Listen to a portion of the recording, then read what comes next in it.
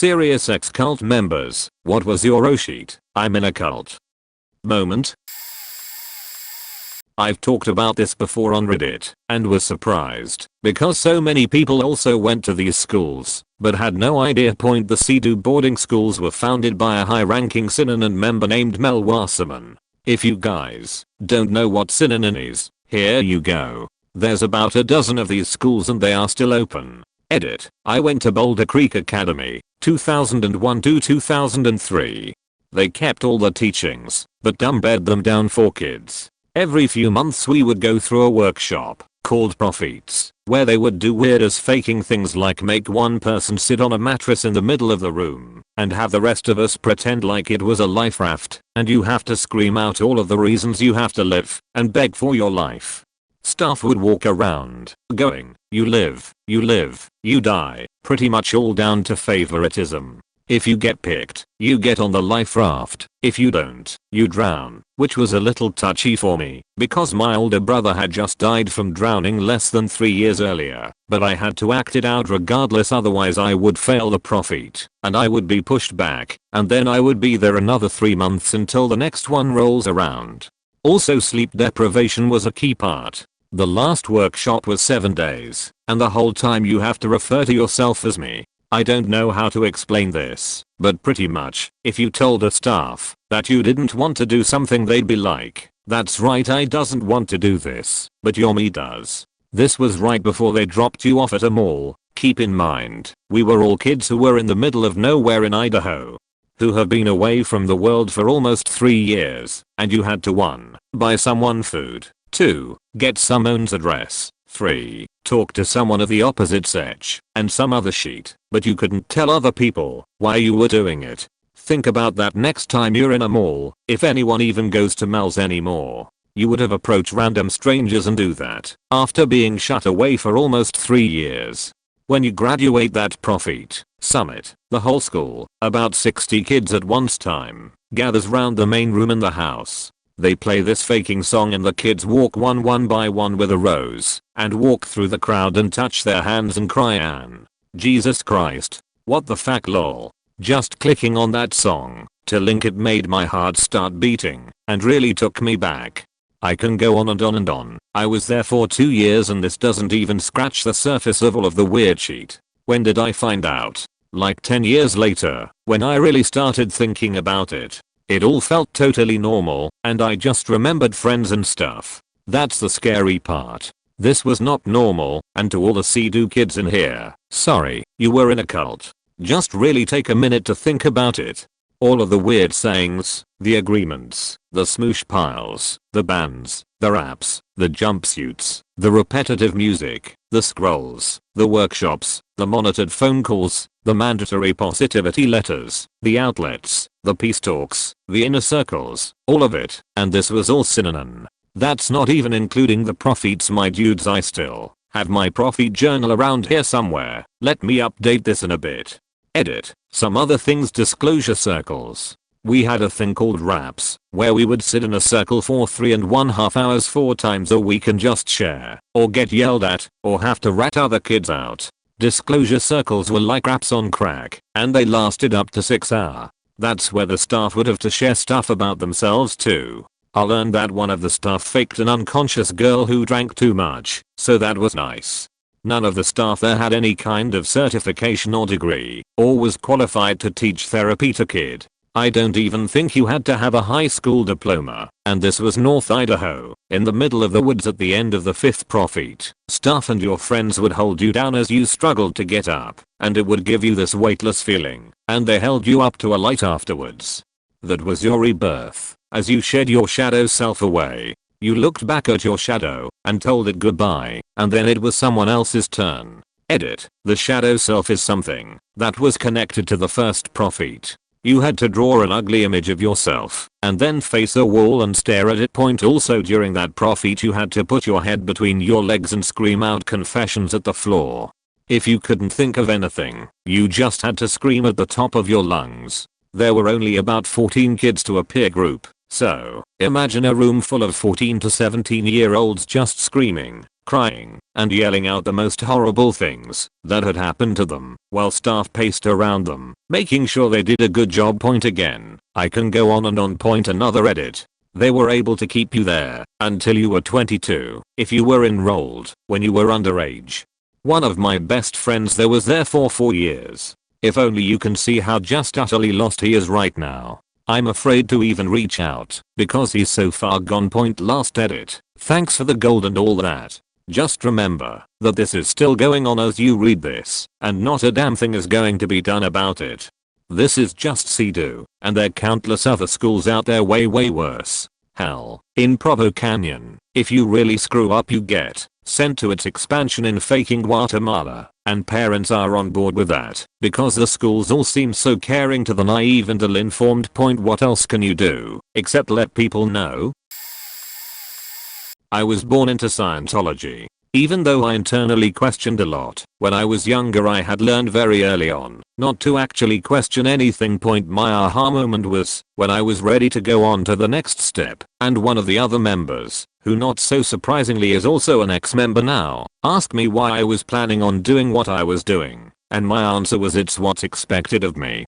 I went home and really thought about what I wanted and realized I didn't actually agree with most things in Scientology. I started to process to leave shortly after. I had to leave the right way, since my dad and sister are still very involved, and I don't want to lose them from my life. Point edit. So I wrote this comment, and went to bed thinking I would get a few votes, but not so many questions. So I'll answer the what is the right way.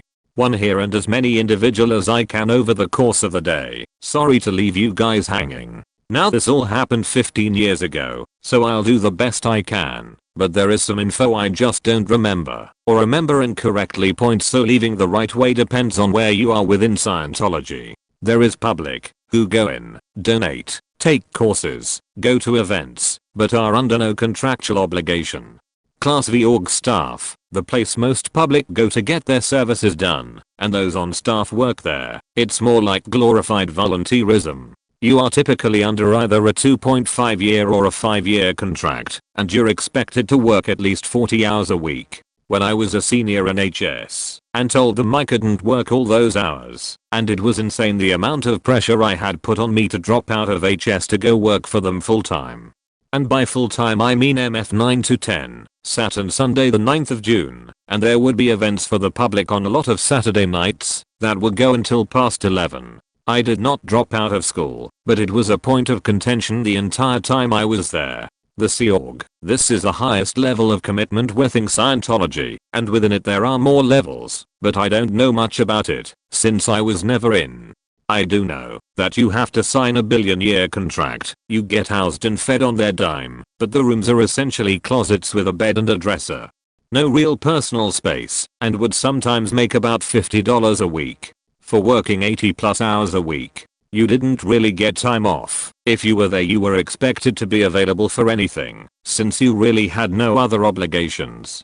So how I left, as I stated above, I was on staff at a Class V org, and when you do that you don't pay for any services you get. So I had finished one of my services, and was talking about what the next one I was going to do, was when one of the other staff members asked me why I was choosing the one I did, and essentially I had already started down one of several different paths. So my answer was basically it's what's expected of me. When I said that, he told me to go home and think about what I had said. I did think about it, and over the next few weeks started opening my eyes to things that were happening that I didn't agree with. I realized that I really wasn't happy and that wasn't what I wanted to do for the rest of my life. So I decided I was done and was going to break my staff contract. I don't remember who I told, but they started the ball rolling right away. You need to have a leaving staff secretary check. Basically a super intense, very expensive exit interview that takes days or even weeks to complete. Once that is complete you're supposed to essentially make amends with anyone you feel you have wronged by leaving. Then, to get back in good standing, you have to pay your freeloader debt. So any of those services I told you were free while you were on staff, well now that you're off of staff you have to pay back the org for them.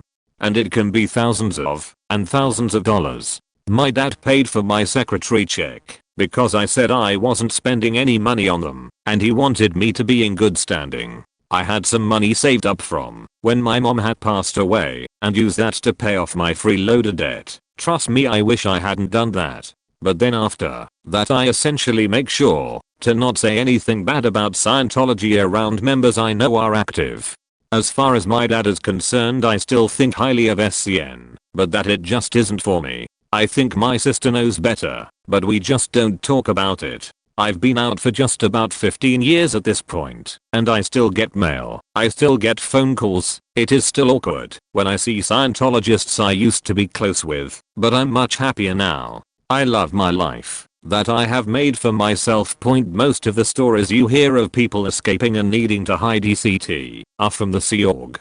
I really don't have experience with that to know how difficult it must have been for those people. I will say that I have watched most of the Lee Remini show, and most of the stories do not seem made up or exaggerated to me. I can see how a lot of them would have really happened, and it's extremely unfortunate that others don't see the abuses happening right under their nose. Edit 2. Thanks for the silver. My first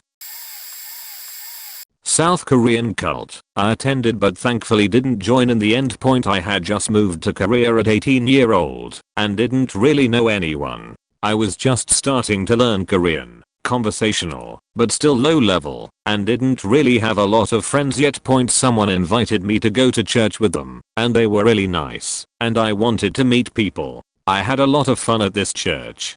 The people would take me out to eat, help me with Korean, and even help me with my homework/test prep. It was 100% the nicest church I've ever visited, and I felt like I had a place to fit in now. This is how they suck people in. Also, there was a female pastor who was super hot and would sometimes let people, always younger men, stay with her if they needed a place. I always wondered if this was an intentional tactic to try to lure more young men in, because this specific church, one location of many, seemed to only go after men. Eventually they started pressuring me to make myself unhealthy, saying that there was a balance between physical and spiritual strength. I love bodybuilding, so me being physically strong was an issue. They were pressuring me to lose muscle and try to make myself sick if possible, to make my body as weak as possible. They said if I didn't, my soul would grow restless and crawl out of my mouth when I was asleep. I repeatedly said I wasn't interested, but wanted to continue attending this church. This was not acceptable at all. They strongly pressured me to start making myself sick. I stopped going to the church and they waited outside of my school for me and followed me around for what seems like a couple months. They knew my class schedule and were always outside trying to talk to me. Eventually in the end they backed off, and I never heard from them again. Another guy from the church also got creeped out and left, and we are still good friends to this day.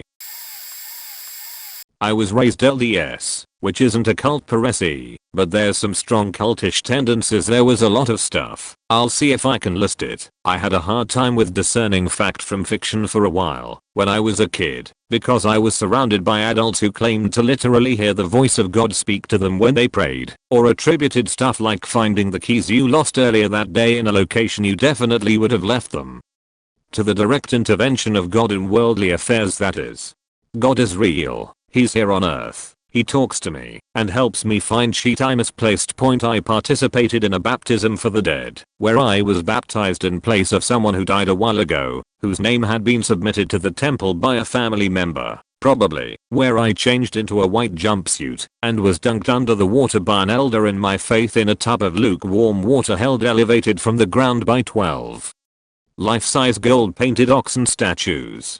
It was cool though, because afterwards we went go-karting. I lost all the races, but it was still fun. I was told the end of days was right around the corner, and I needed to prep some food and stuff for when Jesus came, because before Jesus came the geopolitical situation had been prophesied to make it difficult to get food. So my mom had a bunch of instant potatoes in the basement for when Jesus came back. The shooting of a child predator/emotional abuser/arsonist/murderer/self-styled militia leader was pitched to me as a tragic martyrdom. Good times. I've got some dank casserole recipes in the quiver for when winter rolls around again, and some of that God is with you and will help you succeed illusion helped me start a pattern of academic success which put me in a pretty decent career. My primary school point, the principal ran the school, like he was in charge of everything. He was, but I mean in different manner. Anyways, so when I was in prep, they always said line up in lines, only hold the boys' hands, pretty standard, if you don't want to get lost. Yeah? Well, if you tried to even hold a girl's hand, if you were a girl, you'd get a punishment in the timeout corner. They also forced Christianity upon everyone. Had the library teacher come down and only read the Bible entries, you would not learn anything but Jesus and God, along with English, mainly English, in this school up until you hit grade 4. So yeah, when I left I literally felt so refreshed. Australian Catholic schools are weird as shit. They also made you attend liturgies that went through class time, even when it's the important part of the year where everyone's rushing to get work done. They also yell at you for not smiling. Edit. I forgot to mention, but they hired a bunch of abusive teachers. They only recently fired them after I left. I hope they also fire the guy who touched his daughter's breast while she was asleep. My school was generally faked up. This'll be controversial, and I don't know if I'd describe it as exactly a cult, but at least within my specific upbringing, nobody thinks you can leave the faith. There are swaths of the world that believe leaving doesn't happen, or even should lead to physical punishment and harassment, like Scientology. You can even die. A lot of people believe you should die. I legitimately didn't even know you could leave it. The media around you is highly controlled. It praises converts to it, especially white, and even people from outside the faith group massively fetishize it, to the detriment of people who don't fit within its orthodoxies. Women have huge amounts of pressure on them to control their bodies. Purity culture is rife. Abstinence is taught at religious schools, and the craxiest thing is again, a lot of people who don't even belong to it protect and fetishize it. A lot of its adherents, to be fair to them, just don't know what their religious figures even did or believed. So often the people leaving it know the darker side of the generally well-packaged exterior that is presented by preachers earning millions and targeting particularly vulnerable people. TLDR, I was raised Muslim, specifically Sunni, slightly more orthodox than the norm, but pretty normal in upbringing. Most people can never openly leave. Edit. If this relates to you, check out r/x-Muslim. Ramadan can be particularly tough for people in the closet. Not exactly what was asked, but a fascinating story. A friend of mine is adopted. For years he was weighing the pros and cons of trying to find his birth family. One of the major cons was the expense. Anyway, one Christmas, his wife bought him a genetic testing kits. One of those things where you spend $100 and you find out what percentage of your genetic background traces back to where. It turns out, when you do this, they also match you on their database to relatives. He found out that he had a genetic cousin who'd also taken the test. He got in contact with the guy talked to his parents, and they were able to piece the story together. My friend's parents are married to each other. Back when his bio mom got pregnant with him, she and the father were not married, and because my friend's bio dad was with the JW, he could have been disfellowshipped for having sex before marriage. So instead she had the child quietly, gave him up for adoption, then they got married and proceeded to have 3 more kids. So my friend suddenly found his bio family, including 3 full-blooded brothers, that he might never have known about. We joke about how his parents did him a favor by giving him up instead of raising him in a cult. That being said, there are a lot of complicated emotions involved in that kind of situation. 2 months before my marriage to my wife, getting my endowments at the Mormon temple. I researched Mormonism. When I joined the religion, I really wanted to believe in it, so I guess I just ignored the dodgy history. It was so fun being a member up until that point in the temple. I went to the temple with no knowledge. I didn't want to be cynical about it. It was the only thing I was open-minded about. I guess the temple never really was on my mind up until that point. After that, my shelf broke. Nothing was the same. It was like our illusion was gone, and I could see all the bad stuff. My dad was visiting me that day. He had to wait outside, and I went in with my new family. That was the first sign of bad things to happen. As soon as the strange chanting happened, I knew I had faked up. I was madly in love like never before, and not going forward with Mormonism meant losing my fiancée. I was like a rabbit in headlights. I ended up just going through with the marriage, but ultimately my marriage failed in the 9th month. when I realized I had no power over my own life anymore, and I was in an abusive, controlling relationship, mostly from my wife's in-laws. My wife's still stuck in it. She is autistic, has no friends outside of it, and even though she knows it's a con, she also knows she has nothing else. My biggest regret is I should have done it better, worked out a way to pull her out. I failed my wife and it pains me to this day. I miss my wife every day. I feel like that guy in Game of Thrones, Mr. Eamon, what is honor without love etc. Resigning from the church was a must. I had to stand up and protect LGBT people and the children whom have and are abused by the LDS church. At the same time, I do often wonder if I have thrown away happiness for the sake of honor and truth. I miss my wife every morning when I go to bed. It is a lonely life I lead. I sleep better knowing I did the best I could. Faccult said it. Sorry if this is a bit rambling crap spelling etc. I came across this post at work on my break and just had to splurge it all out. If by cult, you mean a religion that recruits with lies, retains with brainwashing, and demands devotion in the form of money, time, and proselyting, then I started leaving my cult almost 2 decades ago. The Mormon religion has been described as a high-functioning cult because they are mainstream enough to have prominent celebrities, politicians, and a reputation for being good people. The religion started as an apocalyptic sex cult in the early 1800s and would have died out organically after its founder's death if it hadn't been for a perfect storm of polygamy, hard to quit once you start, pioneers, hard to leave after you've isolated yourself thousands of miles from the rest of civilization, and priesthood tiers, like Scientology. There's always a higher level of membership to achieve, accompanied by secret, ritualistic temple ceremonies. I know of no definition of cult that the early Mormon church doesn't fit to a T. Perhaps a more relevant question is whether the modern Mormon church, evolved from the original hardcore cult, can still be called a cult. And only a first order comparison between the recruitment and retention methods of the modern Mormon church and, say, any evangelical Protestant religion is needed to demonstrate that, indeed, the modern Mormon church remains a cult. If anyone wants more information about the institutionalized deception employed by their missionary effort, or the mind control and cultural pressure strategies a church practices to keep members from leaving, ask away.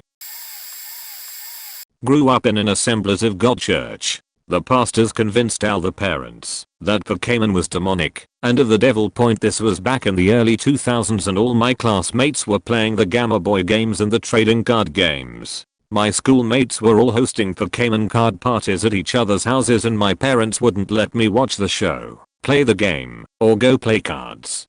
I just wanted so badly to fit in. I stole money from my family members and shoplifter so I could have cards and experience the awesomeness that is Pokemon. I hid a stash in my bedroom. My parents found it and shared how hurt and disappointed that I was playing a satanic game with the whole life group church small groups that meet in homes. They guilted me into repenting and surrendering my Pokemon cards and Gamma Boys. They proceeded to organize a special bonfire where they burned my cards, Gamma Boys and the cartridges of the games, while everyone prayed over me to cleanse me of the devil. Basically, I had an exorcism, but for Pokemon. When I finally got to America for college at age 17, I downloaded the game and played it in my first summer. Told the story to my other friends who helped me recognize that it was spiritual abuse. TLDR, was in a church that preaches Pokemon as the devil and had to be exorcised. Realized as an adult how ridiculous it was and how cultish the church was. TLDR, I was born because the church ordered my parents to have another kid. Grew up, found several documentaries and legal cases against the church I grew up in, including my father's name and my own name. Later a member and my mother admitted it is not a normal church, and my therapist who specializes in cult escapees told me on my first session with him that it is a cult, and he used it in his thesis. Also we have 3 subreddits for members still in, and 2 subreddits for escapees. I was also stalked, impersonated, and technically kidnapped by members. I decided to Google myself and found an announcement of my birth in a newsletter that the cult sent out, which was only common with very high-ranking members. My parents were high-ranked. I had never Googled my church before.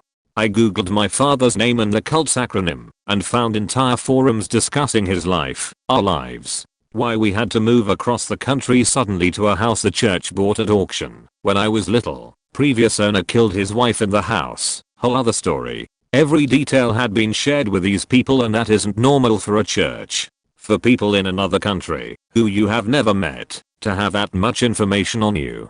I commented and received several condolences from people about still being a minor and not able to leave, about having a dad that got caught between the church and the law. Point anyways, fell down a rabbit hole on the internet and found BBC documentary, a 60 minutes episode, ABC, NBC mini docs, YouTube channels of escapees, lawsuits from different countries brought against the church.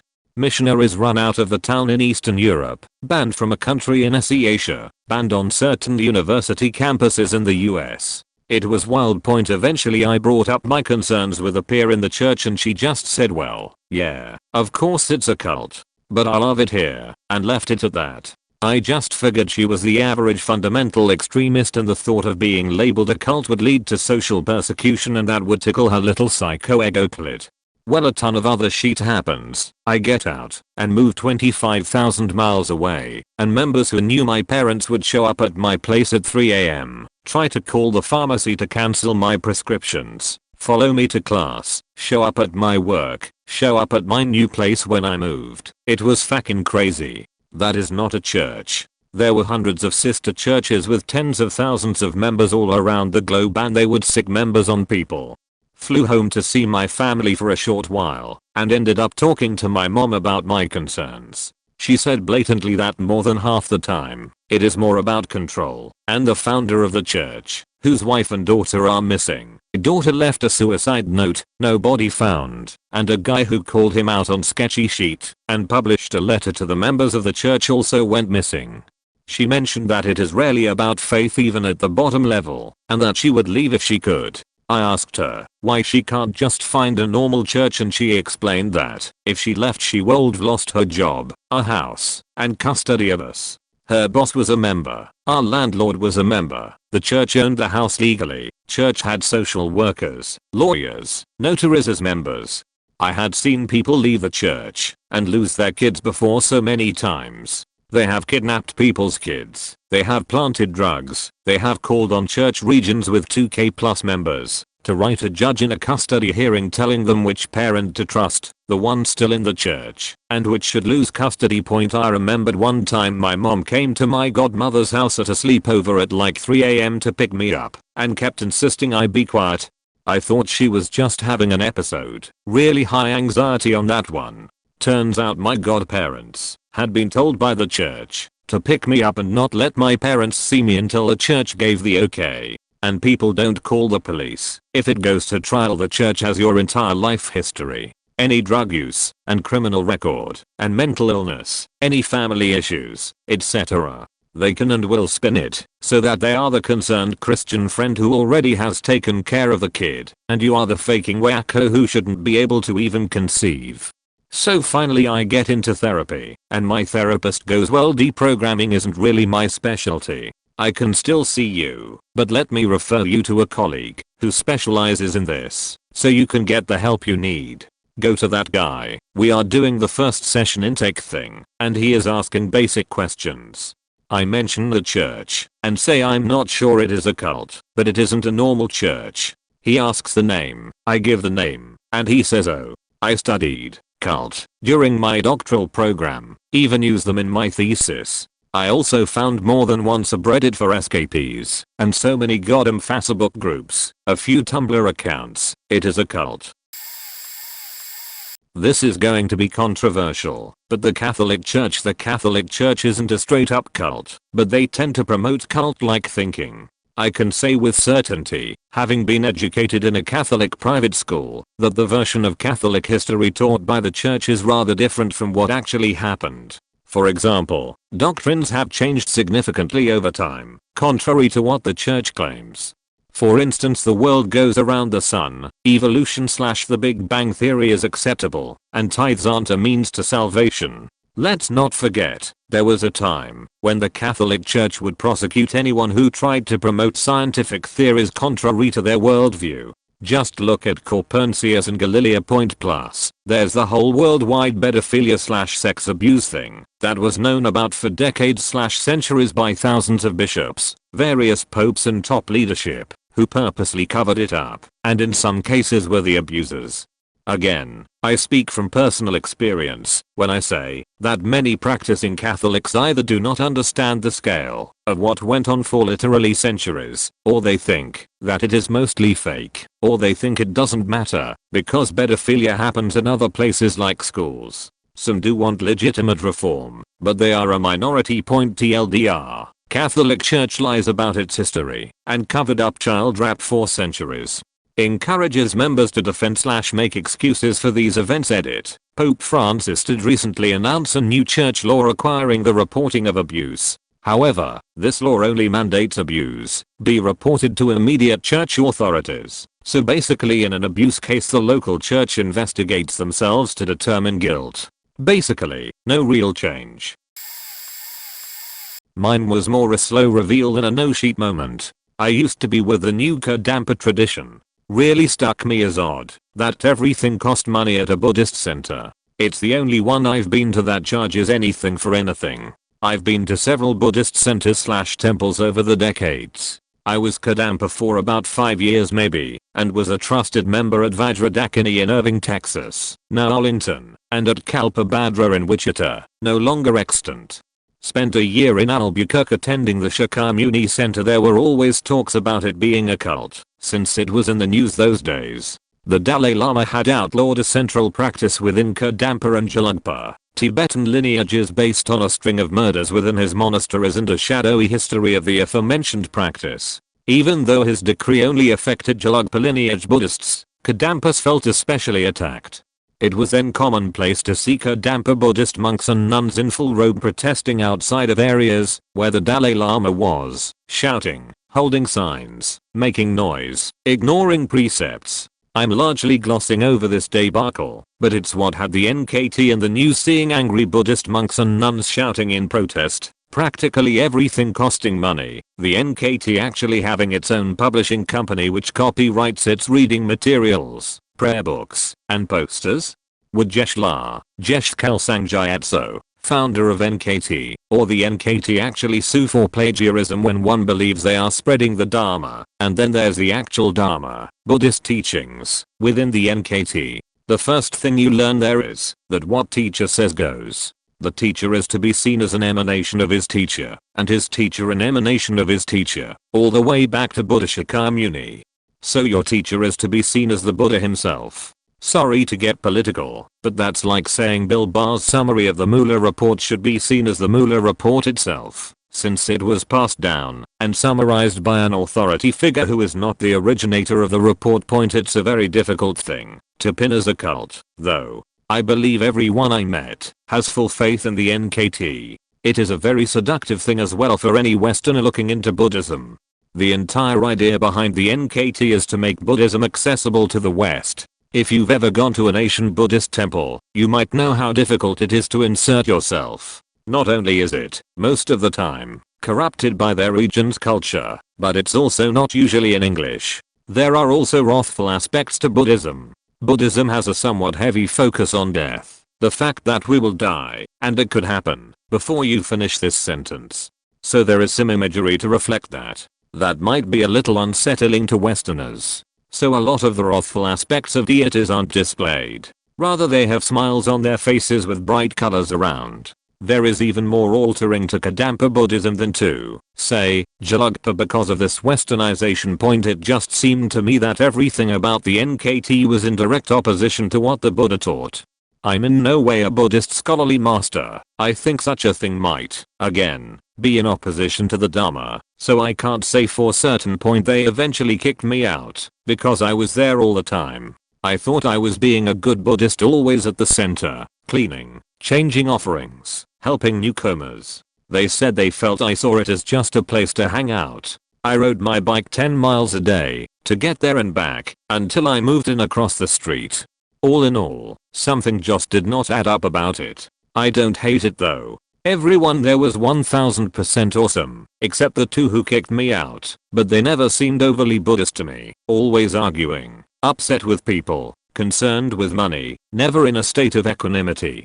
I actually attended Shakyamuni and Kalpabhadra after I got kicked out of Vajradakini. The people within the NKT, the plebs, if you will, are amazing people who are just trying to have an honest go at this Buddhist thing. Even the ordained members, I just think what the Buddha intended was something different from this. So I'm largely non-partisan now. Maybe mostly Zen. I don't know. I just want inner peace.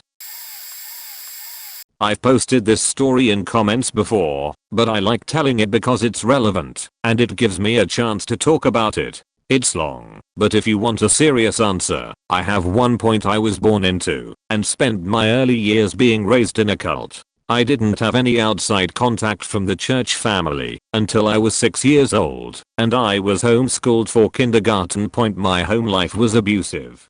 My father was in the military and my mom was poor and uneducated, so we lived with her immediate family who were all church members. I had to start public school when I was 6, which was hard for me, because at no point did anyone ever explain to me the difference between my family's beliefs and the beliefs I encountered of everyone else at school. I was also bullied a lot for the way I spoke and the way I dressed, as I wasn't allowed to wear pants by my family's rules, so I always wore dresses.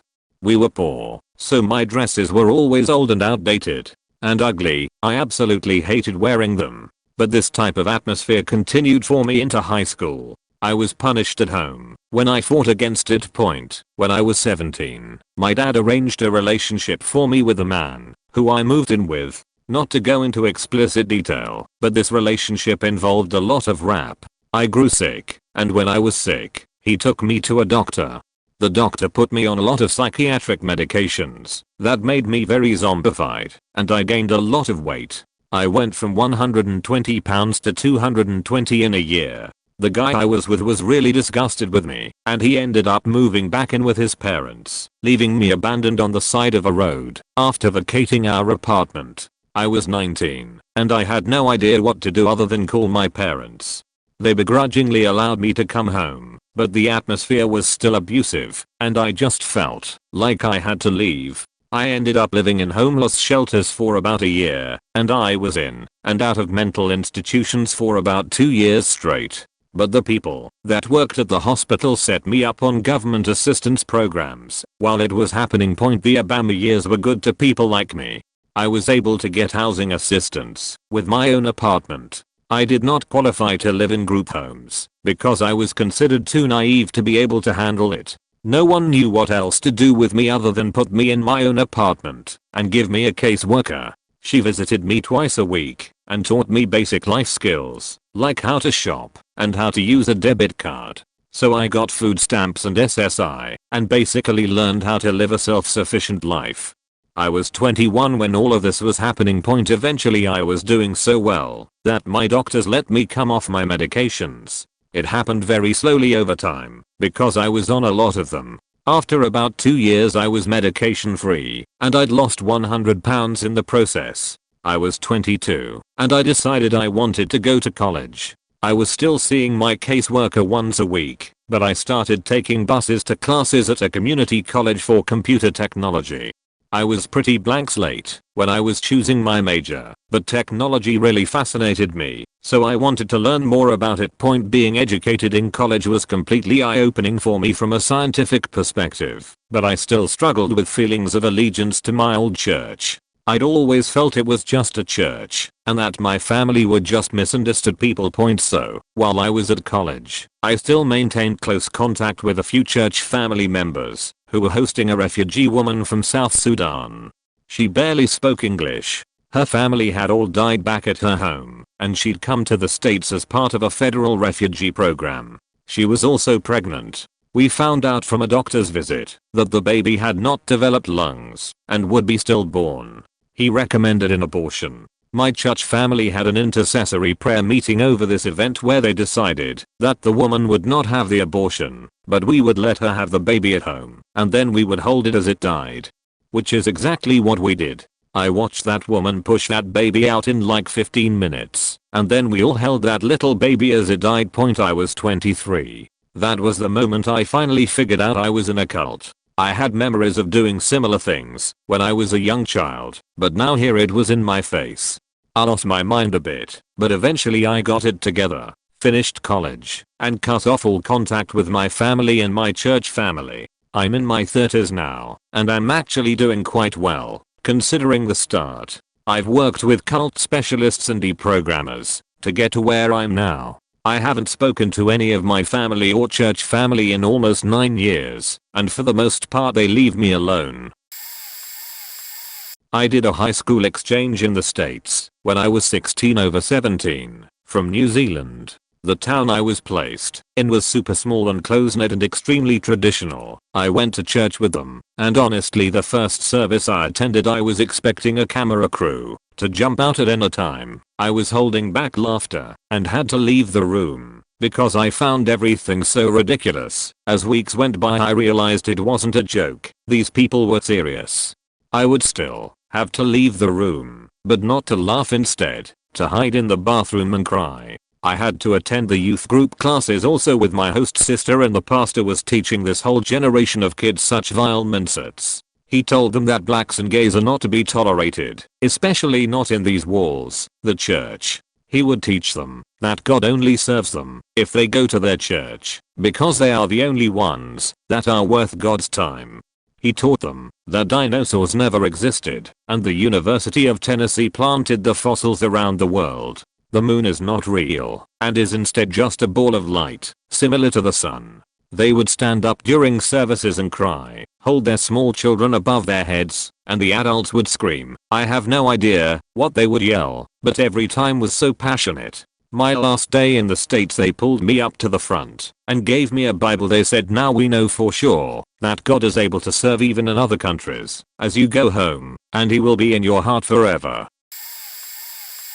I didn't really understand. I was raised in a cult for about 10 years after I left my home. After I got my master's in psychology and went through counseling, did it occur to me that the godly upbringing I had was really just physical and emotional abuse. I used to cry myself to sleep when I was 6 or 7 because I knew I was going to have to die in the tribulation and I hadn't done enough good works to get to heaven.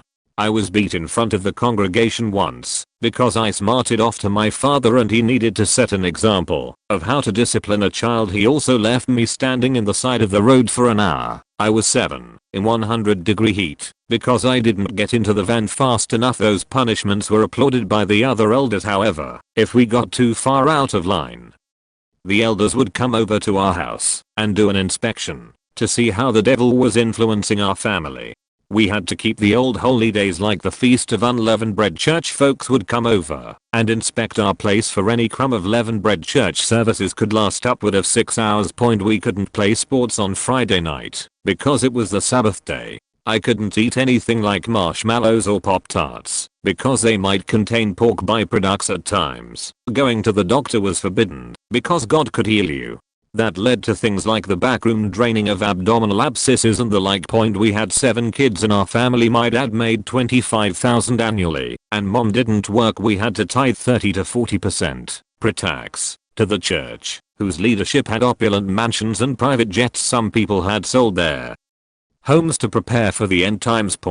And for 25 years, I believed that I just grew up in a God-fearing household.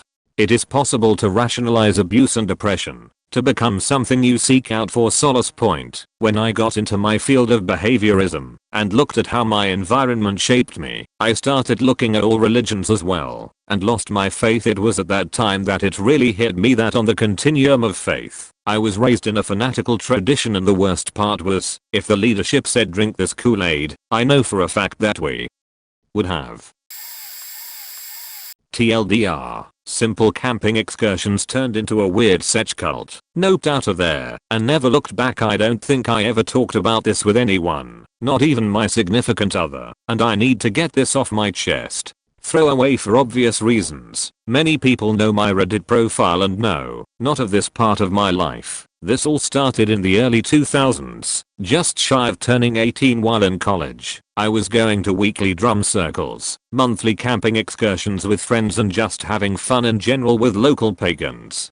It was a nice change for me, since I was raised in a strict Catholic household and knew the church was a pile of hypocritical garbage. 4 years this went on, and it was a lot of fun. All of the same people were there, a good core group of 20 of us ranging between 18 to 60 years old. Some new people would come in and out of the group, but usually never stayed very long. I'd go to camping festivals at nudist colonies. It didn't make a difference. Everyone was respectful, and it's not like I'd stare at anyone's body in a sexual way, because the vibe wasn't like that.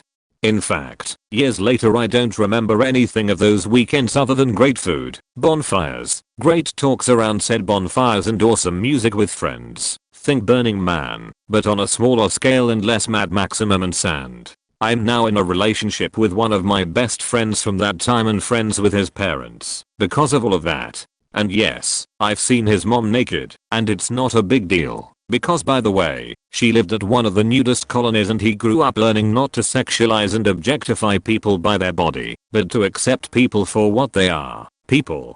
Enter a new guy into the fold about 3 years in of my going to the group, mid to late 50s.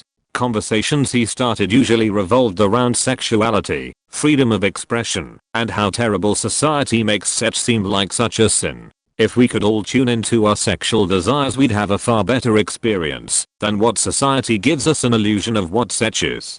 People started going to this one guy's house for dinner, but I usually declined going because I was a young 20-something woman at that point and most people going were in their late 40s to 60s, therefore not much in common with me.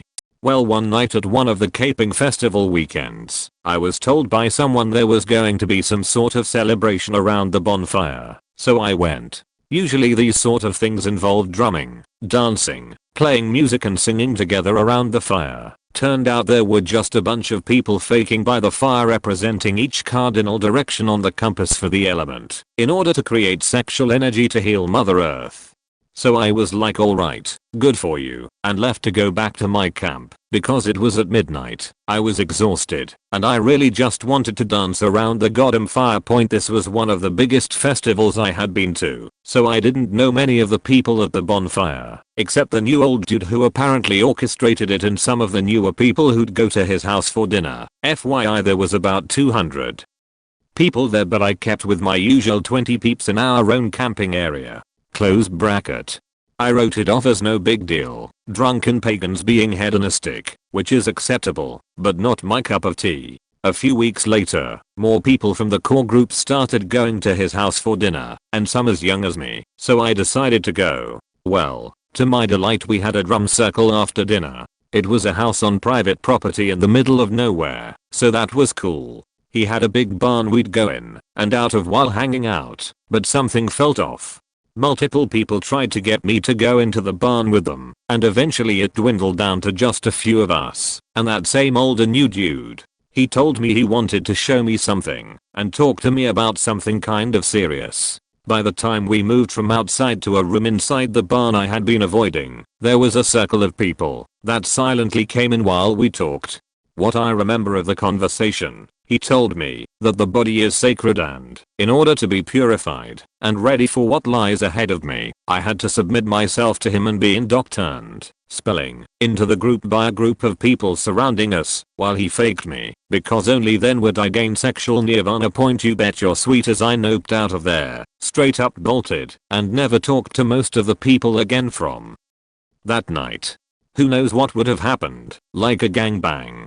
Didn't care to find out. Evidently this group turned into a giant sex cult where they have weekend retreats and shit, but everyone has to fuck this guy, so they can get some weird faking achievement unlocked, so that other people can fuck them. That's in this sexual order.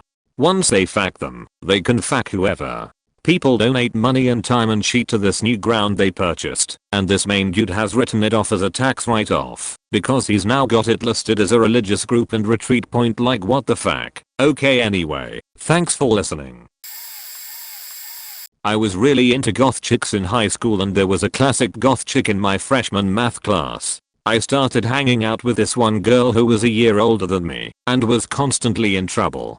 Classic rebel kid dealing with depression and anxiety. She liked hanging out with me because of my art sketches and the fact that she could come over to my house and play video games whenever her family stressed her.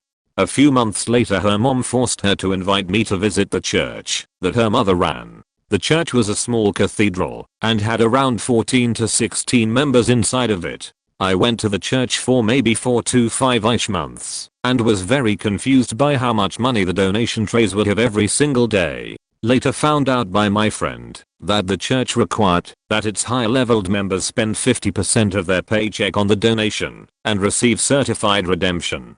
If they did not, they would go to hell. Not really a real nasty cult, but one of those scammy cults where the leader convinced everyone that she could help them for money. Heard or hated the church for multiple reasons, and we decided to just hang out during Sundays instead of getting roped into her mom's weirdest scheme. If I remember correctly, her mom got arrested for credit fraud or some other money related thing later, and she had to move in with her older sister. Hope she is doing well. Edit. My story isn't anywhere near as amazing or strange as everyone else, but I hope it counts as something. It was after I left that I realized it was a cult, but while I was in, I had the realization at about 13 to 15 years old that I knew I would never want to get baptized in it because inevitably I would make some sort of mistake that would get me disfellowshipped, excommunicated. I couldn't stand the control over every aspect of my life. Who I could talk to / be friends with, what music to listen to, what movies / TV shows to watch, not being allowed to celebrate holidays. They always talked about humans being imperfect, however we were expected to be perfect. Usually, people learn from their mistakes. We weren't allowed to make the mistake in the first place. Appearance is a big deal to them, including the physical aspect as for how you dressed and did your makeup. For the guys, they weren't allowed to have beards. Looks and actions were constantly criticized and observed. One time I was wearing a peace sign necklace, a faking peace sign, and was told I couldn't wear it anymore because it originated from an upside down cross and that's satanic. I did my research and that was complete bullshit for the design that I was wearing. I became paranoid because other people within this cult would keep watch on you, especially if they suspected you were living a double life, as in trying to have friends outside of the cult and doing activities with them, listening to inappropriate music / watching inappropriate TV or movies, wearing inappropriate clothing, etc. They discouraged going to college because it takes away from time that could be spent in the cult, and they constantly preached that the end of the world is coming soon. My mom once told me that the world would end by the time I'm 18, so there's no need for a college fund for me. I'm now 25 and currently in college. As a result, self-esteem, terrible, but I'm working on it. Anxiety, copious amounts, but again, I'm working on it. Standing up for myself, never really did that because I was taught not to have a voice of my own or my own opinion. Also working on that alongside of my confidence level. So I knew early on I didn't want to live my life that way, but it wasn't until I got away from it that I learned it followed the textbook definition of a cult. So this was a very brief time in my life, talking a few months, but this was my experience. When I was 20 I ended up making friends with an olderish woman, about 40, in the neighborhood of where I worked as a nanny. Right off the bat she was super nice, and she had mentioned her husband was a pastor of a new church, The Door, and invited me to have dinner with them after a few meetups at the park. I got to know her family, including the pastor husband, and to be honest they were really sweet and endearing people. At that point it had only been a few years since my mom had died, and my relationship with my dad wasn't going well, so it really felt nice to be involved with this family that seemed so sincere. It didn't take much for me to agree to attend their church. They were relatively new to the area and the husband new to the role of pastor. Their church was a small building in a strip mall, and at that point less than 20 people were members. I didn't have much experience with religion at that point in my life, so the Sunday services seemed on par for what you would expect. I regularly ate lunch with them after services, and ate dinner at their house once a week almost. They were a mixed bag of what you would expect from evangelical Christians. They held some very fundamentalist views, like it was a sin to ever drink alcohol, and they didn't believe in dating, but instead courtship. But at the same time they didn't look like the Duggars or anything. All their kids attended public schools. The mom and daughters all were allowed to wear jeans and such. So it was odd. They weren't stereotypical. A few things did raise some flags at first. Like how they seemed downright giddy at the prospect of their oldest daughter who was 17 to graduate, so they could then pray for a righteous husband for her, and she could start her own family. That was, yeah. They also were insistent with a young pregnant member of the church that she reconcile with her cheating boyfriend that kicked her out and marry him right away before the baby could be born. That didn't sit right with me, but the final straw came right before Christmas. They invited me to this big church event involving their mother church and all other branches nearby. Most of the night was typical religious partying, and then came the testimonies. The final one being from another pastor who got up there and told his tale of how he used to be a violent drunk that regularly abused his wife and children, including almost killing his youngest by trying to lock him in the dryer. Then he had his come to Jesus moment after his wife finally left him, and he went to church, finding God and all that. He was saved and convinces his wife to come back to him, etc. And the whole time everyone is praising God while he tells his story. I'm just sitting there horrified by this man that just admitted to beating his wife bad enough to land her in the hospital, and that she took him back.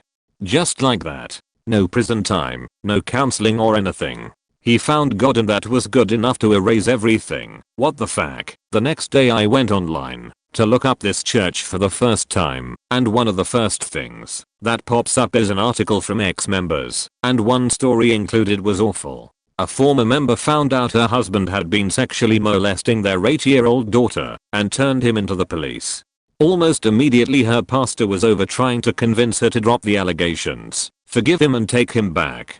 Jesus would want you to forgive. And God doesn't want your family torn apart. With enough prayer he can be back on the right path, etc. She refused though. She was then shunned by the churches they chose to support and back her husband. And reading that I just thought, yeah, I could see that happening with these people. And that was the end for me. Might rattle some nerves here, but most if not all osteopathic med schools. Not just one moment, but a realization after a year in point located in rural areas away from scientific criticism. Point teaching a pseudoscience called OMT. While not all techniques are useless, there is a good portion that makes you regret wasting brain space learning it. Point a lot of med students are cultish by nature. They will make you feel like you are weak if you speak out against school practices or how things are dealt with. A good friend of mine was verbally abused by the faculty during a promotion board hearing. I have a lot of family in the medical industry, and they would agree that rampant abuse that goes unchecked by higher ups in disgusting point questionable financial decisions and overexpansion of osteopathic schools across the nation, taking students that would probably not get into an MD school and making them feel special, which only heightens group polarity and distrust. Also makes you feel you will never be enough. I have had this said to me by the dean of my medical school when she was comparing us with MD students, that your board scores will never make you equal. Point teaching you how to converse and act differently with the patient as a DOVS and MD med school naturally isolates you from family, so it makes you more prone to receiving propaganda. Point Dr. Larry Nassar, a DO abusing young girls with OMT is just the beginning.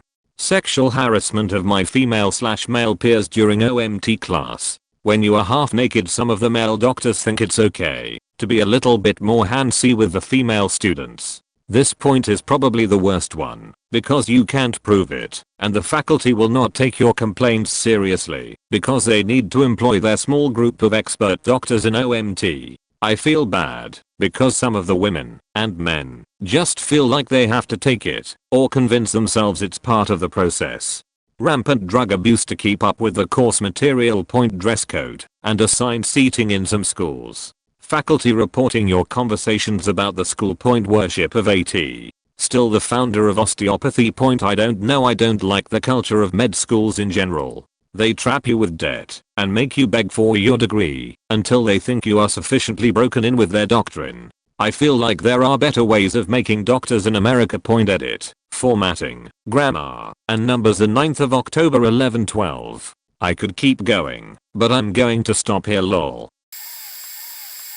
Probs to late, but I was part of this weird Hindu/Sikh cult. I'm still Hindu, and our neighbor was a big member of this cult. It was a pretty big cult, like it stretched from Anandpur village in central India to most major cities. Nick, Toronto and London to name a few. In the world. This was when I was kid in fairly urban Southeast Asian city. I figured out it was a cult or something was fishy because they had high tales about the gurus, like they made water appear in the middle of the desert.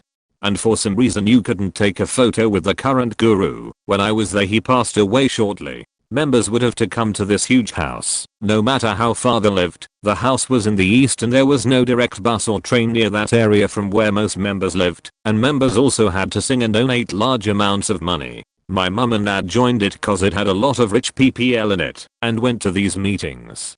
Also a strange thing was all these cities had priests who lived in them, and guided the members. The one I had was very old and a woman, but basically did nothing, sat around and gave blessings to members. Once she had to go India, so we got this young guy, like late 30s to mid 40s, and he would lecture us about only thinking about the gurus and what they will do. I was like 13 and knew it was BS, so I would sit outside and wait for my parents to come out.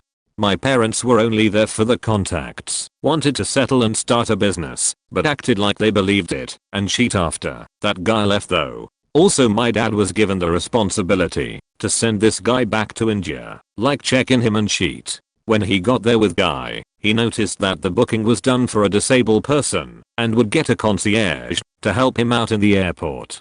This was really weird cause he was a super healthy guy and could understand basic English. We still have the guru's photo in our house, but he isn't kept in our main puja point. I also have a theory that ISKCON is actually a cult for white people outside India office, or at least in NZ. Hate the dudes faking playing a beautiful prayer in the worst Hindi/Sanskrit pronunciation in the middle of the faking street, making every Indian person awkward SMH. This is probably going to get buried, but oh well. My parents are Seventh-day Adventists. I didn't exactly have an "oh shit" moment so much as I had a "fuck this" moment around when I was 14 over 15. Don't get me wrong, my parents are wonderful people, but once religion comes in, they, my dad in particular, become very manipulative. The rules of my childhood: no pork, no shellfish.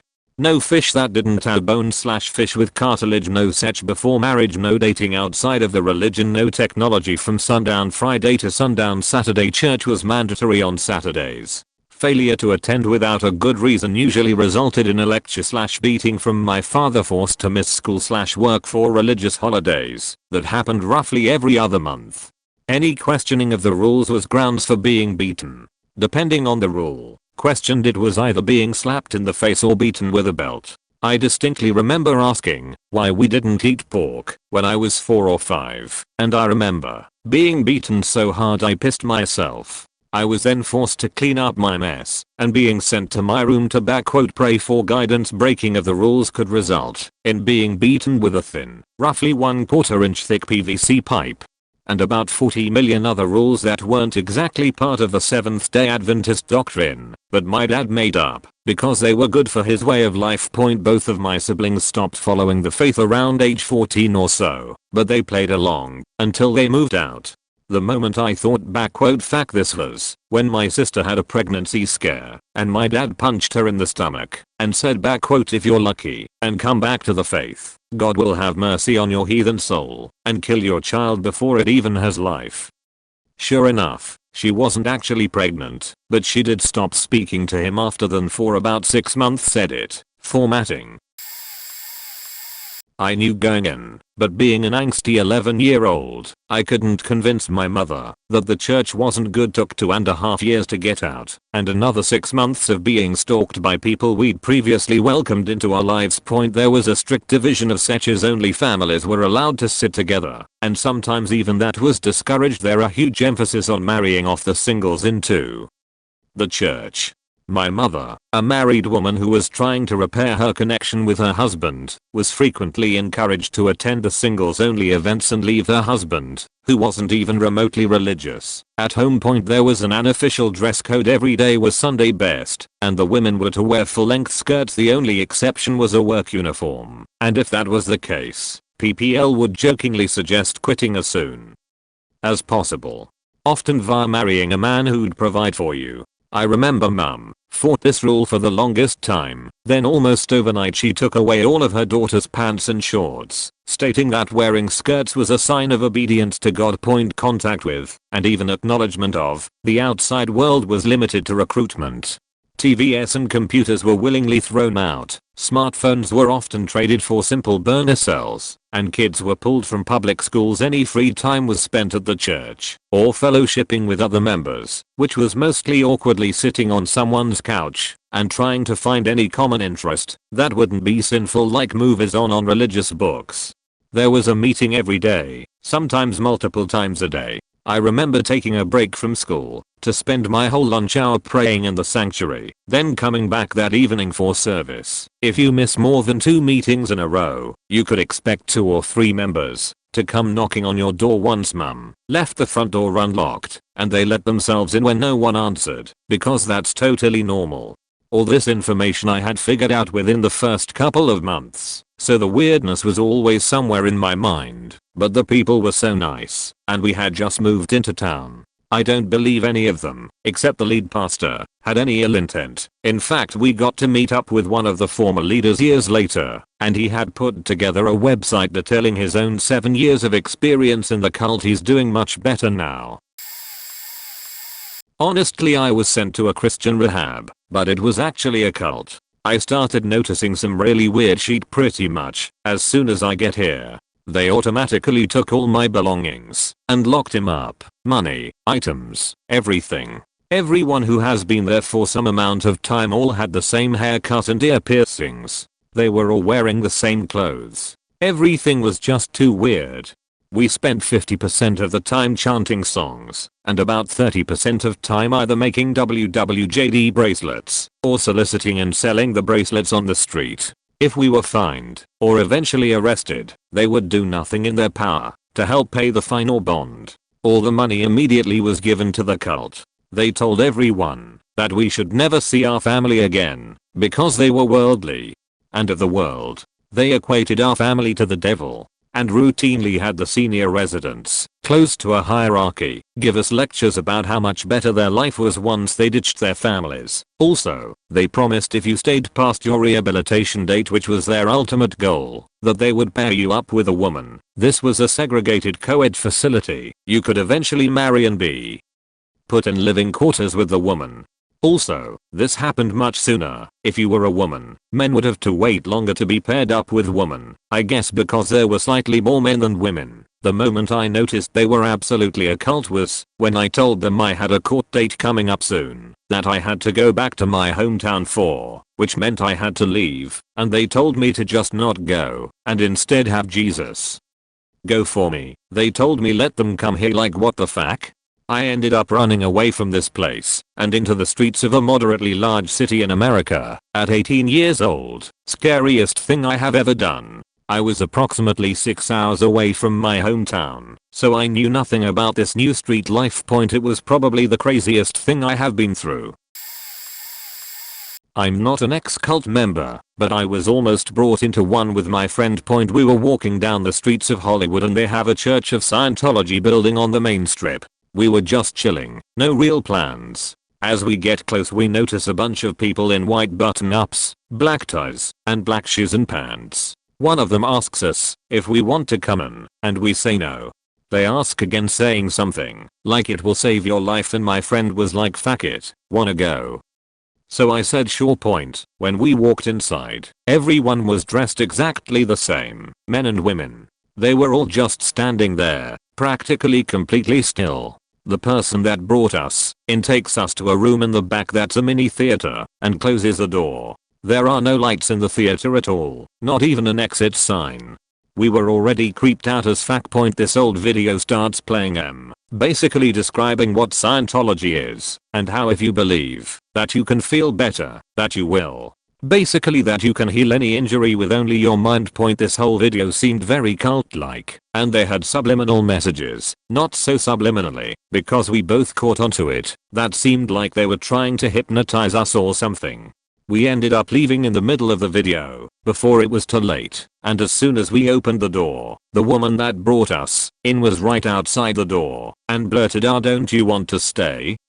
in a very monotonous tone. We both just said no and kept walking, rather fast. Everyone else in the room, almost in sync, said but you should really stay. And we just didn't respond and left. Scientology is 100% a cult and no one can change my mind after that experience. A little late in the game, but reading some of the other replies I had sort of came to the conclusion that my ex-boyfriend is in a cult. Bear with me here, but he is part of a multi-level marketing scheme. No big thing, right? No. Because this isn't just a bother your Facebook friends kind of mission. I accidentally misinterpreted a date and ended up going to a big meeting where I was greeted by every person in his team. What I learned from this retreat was that they teach you how to ask the people you know to participate. Also seems pretty innocent, but the part that makes this cult-like is that they also teach you how to continually follow up on people, even after they turn you down. They outlined the same format that had convinced me to go with him on this trip under false circumstances. They talked about how to convince people that spending their own money on the products they are supposed to sell will actually make them more successful. They tell members that they are wasting their time working 9-to-5 jobs.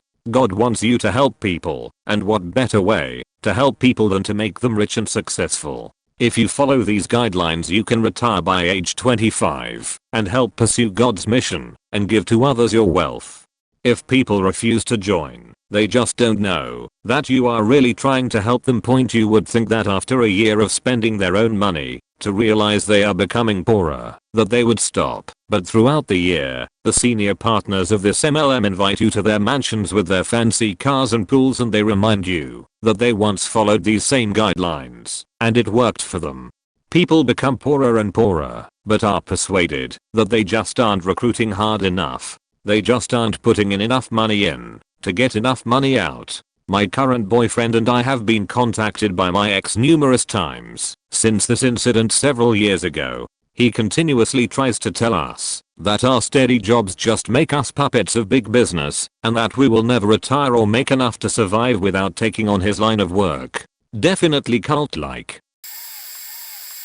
I wasn't in a cult, but I had an encounter that made me say, oh shit, this is a cult. I was at a mall with my girlfriend and we were outside smoking a ciggy. There were these two people singing which either were buskers. My girlfriend wanted to give them some money and we got closer. She went to them, but they did not accept it, which I found odd. At that point some lady approached us saying that she is with them and that they were going to see a movie afterwards and gave us a flyer. It was from a weird naming church, can't remember the name, but we did not think much about it. It's a free movie, so why not? On our way there more people started to show up from I don't know where and the lady was talking about the church. It started to be a bit weird, but we still went on. We reached this building which did not look like a church at all. We get to this room with some fold out chairs, a laptop and projector. Some guy gave us microwave popcorn and the guy behind the laptop started to name the movies. Most people there seemed to know the films and started to yell which one they wanted to see. At this point it started to be a bit creepy. Now the movie started. It was something about this guy that was arguing with his wife to the point that they wanted a divorce. Yada yada yada, and after some Jesus stuff, but not the traditional one, the cult creepy Jesus one.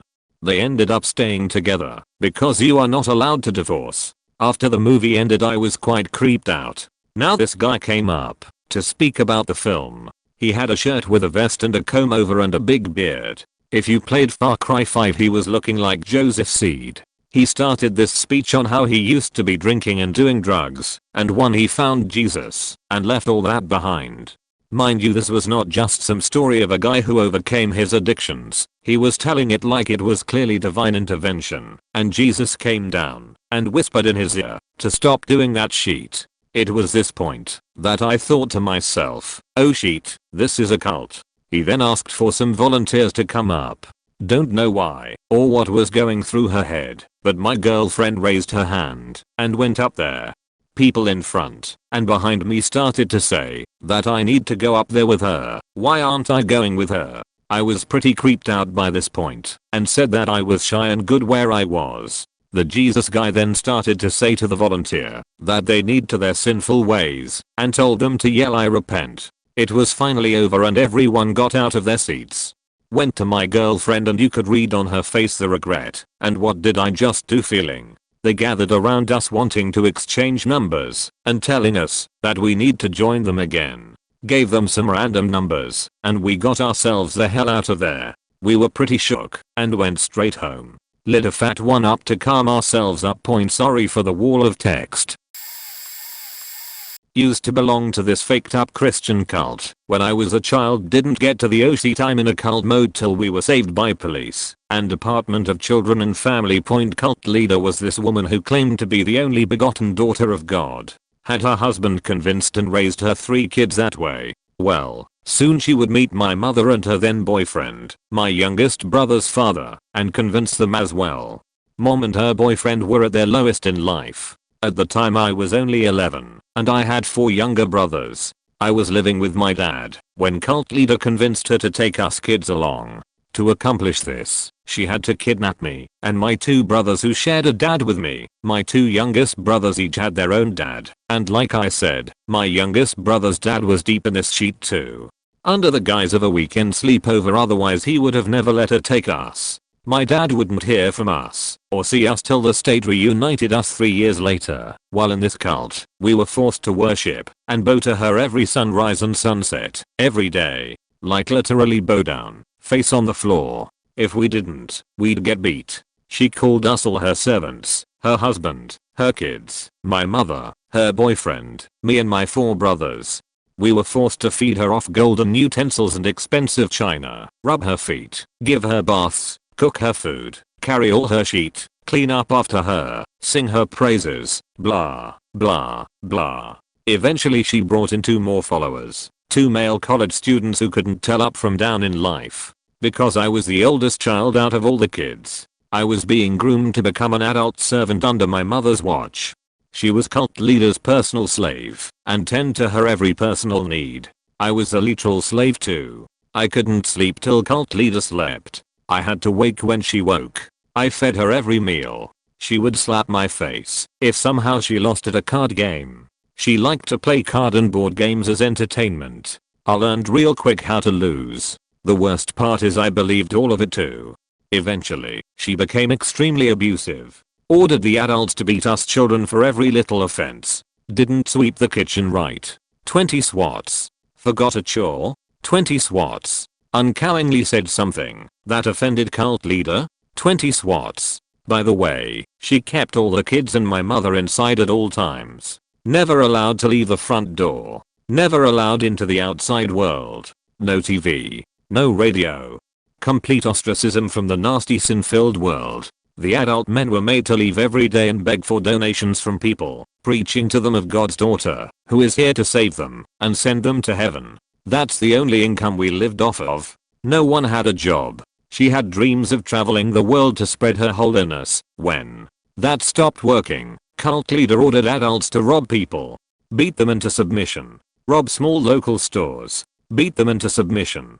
She turned them into serial muggers and traveled along the coast of Florida, all the while staying in increasingly expensive hotels. Eventually the police caught on. By now we gained statewide national attention. All the adults were eventually arrested, including the cult leader. Us children were taken into foster care and separated. I have no clue what ended up happening to cult leader's kids. My 2 youngest brothers were given over to their father's families. Me and my other 2 brothers were eventually given back to our father. Cult leader was given a life sentence, 25 years, with no parole. Her sentence ends in about 5 years. I hope I never see her face again. I don't know what I'll do if that happens. The rest of the adults all served their time according to their offenses. During the trials I only gave the info they asked for. I held in so many dirty secrets, activities, things said, things done, and the like. While in the cult, I harbor so much info I've never forgotten, more than the other children, since the youngest ones don't remember much. None of it is on record, and would make the case much worse. I wish I had the capability to spill all at the time. I could curdle your blood with some of these stories, but that was 20 years ago. I'm 32 now, but I'm still healing from all of this. It took over a decade to rebuild relationships with my brothers and mother, and we are still rebuilding. I will never forget the look on my father when he saw us for the first time since we were kidnapped. Still to this day my mother is trying hard to make up for what happened. And still to this day I haven't decided if or how I can forgive her. That's still unknown and something I struggle with every day. I want to, I really do. We are all living normal lives. My mom is an accomplished psychologist and I work in Broadway. I know she regrets what happened and loves her children very much. Just glad we were able to get out of it. Who knows what my life would have been like if we were never caught. Waldorf. So, honestly I still question whether or not my school was a cult, but to me, that is just really something hard to admit to yourself. Definitely some bizarre things that made me feel weird / uncomfortable and ostracized. Then I found out there are Waldorf survivor support groups and I have met other people that left the school system for various reasons similar to my own. I went to Waldorf K 10th grade. I left because I was miserable and socially isolated. There were only 17 people in my entire class. The average class size was like 15 to 20 students. It started with little things like no wearing black at all because a teacher hated that color. Then the no Disney characters on clothing or accessories because the media was seen as evil and corrupted our imaginations. I was taught outdated scientific theories like the dinosaurs were wiped out by volcanoes.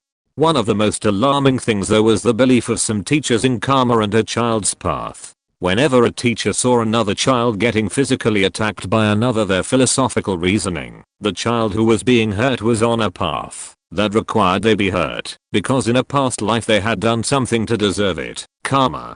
Basically people could hurt you and it was totally justifiable. No normal controls were put in place that you would expect in a school system for violence against others. A teacher even told my mom that I needed to fulfill my purpose as an emotional / physical punching bag for the bullies that were drawn to me because I was so understanding and empathetic, something they lacked. Waldorf schools are pretty popular in Europe and the US, so I'm sure some people might jump down my throat here and say my experience was an isolated incident, but I've read enough and seen enough to know that the system I went through was not okay and that I had some seriously damaging experiences with my peers, but more importantly, that it damaged my perception of authority figures / leaders.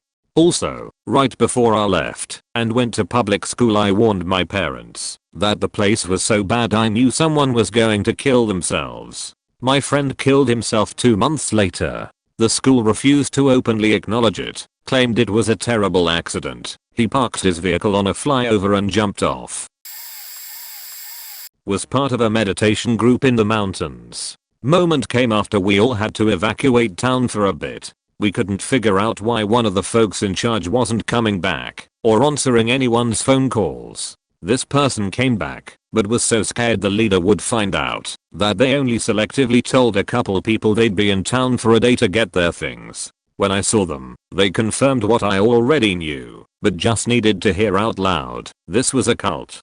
Then they told me things I didn't know, and when I learned everything I threw up. Eternally grateful that they were brave enough to come back. This particular group attracted people who genuinely wanted to learn and wanted to ask themselves big questions. This group encouraged people to find their own answers to those questions and rewarded you when you discovered big personal truths or had a breakthrough letting something go. They brought people in using that desire to learn and grow. Just wanted to throw this out there that people tend to think of cults as an extreme group that people choose to be a part of like they know what they're getting into. From my experience, a cult can also be a group that grows into an unhealthy community together. The reality is that a cult can come from anywhere: work, friendship circle, religious groups, self-help groups, and can happen to anyone. We only hear about a cult once they've become extreme. Any community can be wonderful and supportive, but there is a point where they can also become detrimental. I worry when people say things like how could anyone fall for that, or how could they not know, because people who think it could never happen to them are more at risk and can also be harder to get out. I don't know the best way to help someone you believe is in one, but if you decide to say something to them, I would not recommend using the word cult. People tend to react poorly to that word specifically. Remember, most people don't believe they could ever fall for that kind of thing, so if you try to tell them they are in one, they'll stop listening. However, if you speak up, even if they react poorly, they will remember you when the times comes that they decide to leave. Never talked openly about this, but the small Pentecostal church we used to attend in the 80s taught some pretty weird shit. God told the pastor that his church would eventually need to build a stadium in our small town to hold all the people who would attend. Those in the early church at that time were being raised up to become leaders in this future mega church. We were all very excited. Long story short, he eventually moved away and started another church when things didn't pan out. But my mom was heavily into spiritual things back then. I remember she used to do battle in the spirit with her friends. They would come over to the house, roll around on the floor for hours, screaming and casting out demons from each other and from others. They were convinced they were possessed by various demons and would get mad at the other person for trying to cast them out until they were done. They would sometimes excitedly say things like, "I really felt like I wanted to rip your eyes out." Her and her friends would also birth things in the spirit, which consisted of making loud birthing noises as if in labor, and screaming in pain, as if they were actually birthing these spiritual things into existence. I remember playing outside once, and realizing that anyone walking by our house could hear this, and I wondered what they must have thought. The Bible also instructs followers to pray without ceasing, so my mom would pray in tongues almost constantly. When she couldn't pray, she had a looping cassette tape that she would record herself on and let it play in the closet 24 hours a day. Any problem she had, tongues was the answer. When someone started calling our house and hanging up, long before caller ID, she screamed at them in tongues the next time the phone rang. I remember her knocking at my door and saying, your friend is on the phone, but I need to tell you something first. For fact's sake, Mom, why did you do that?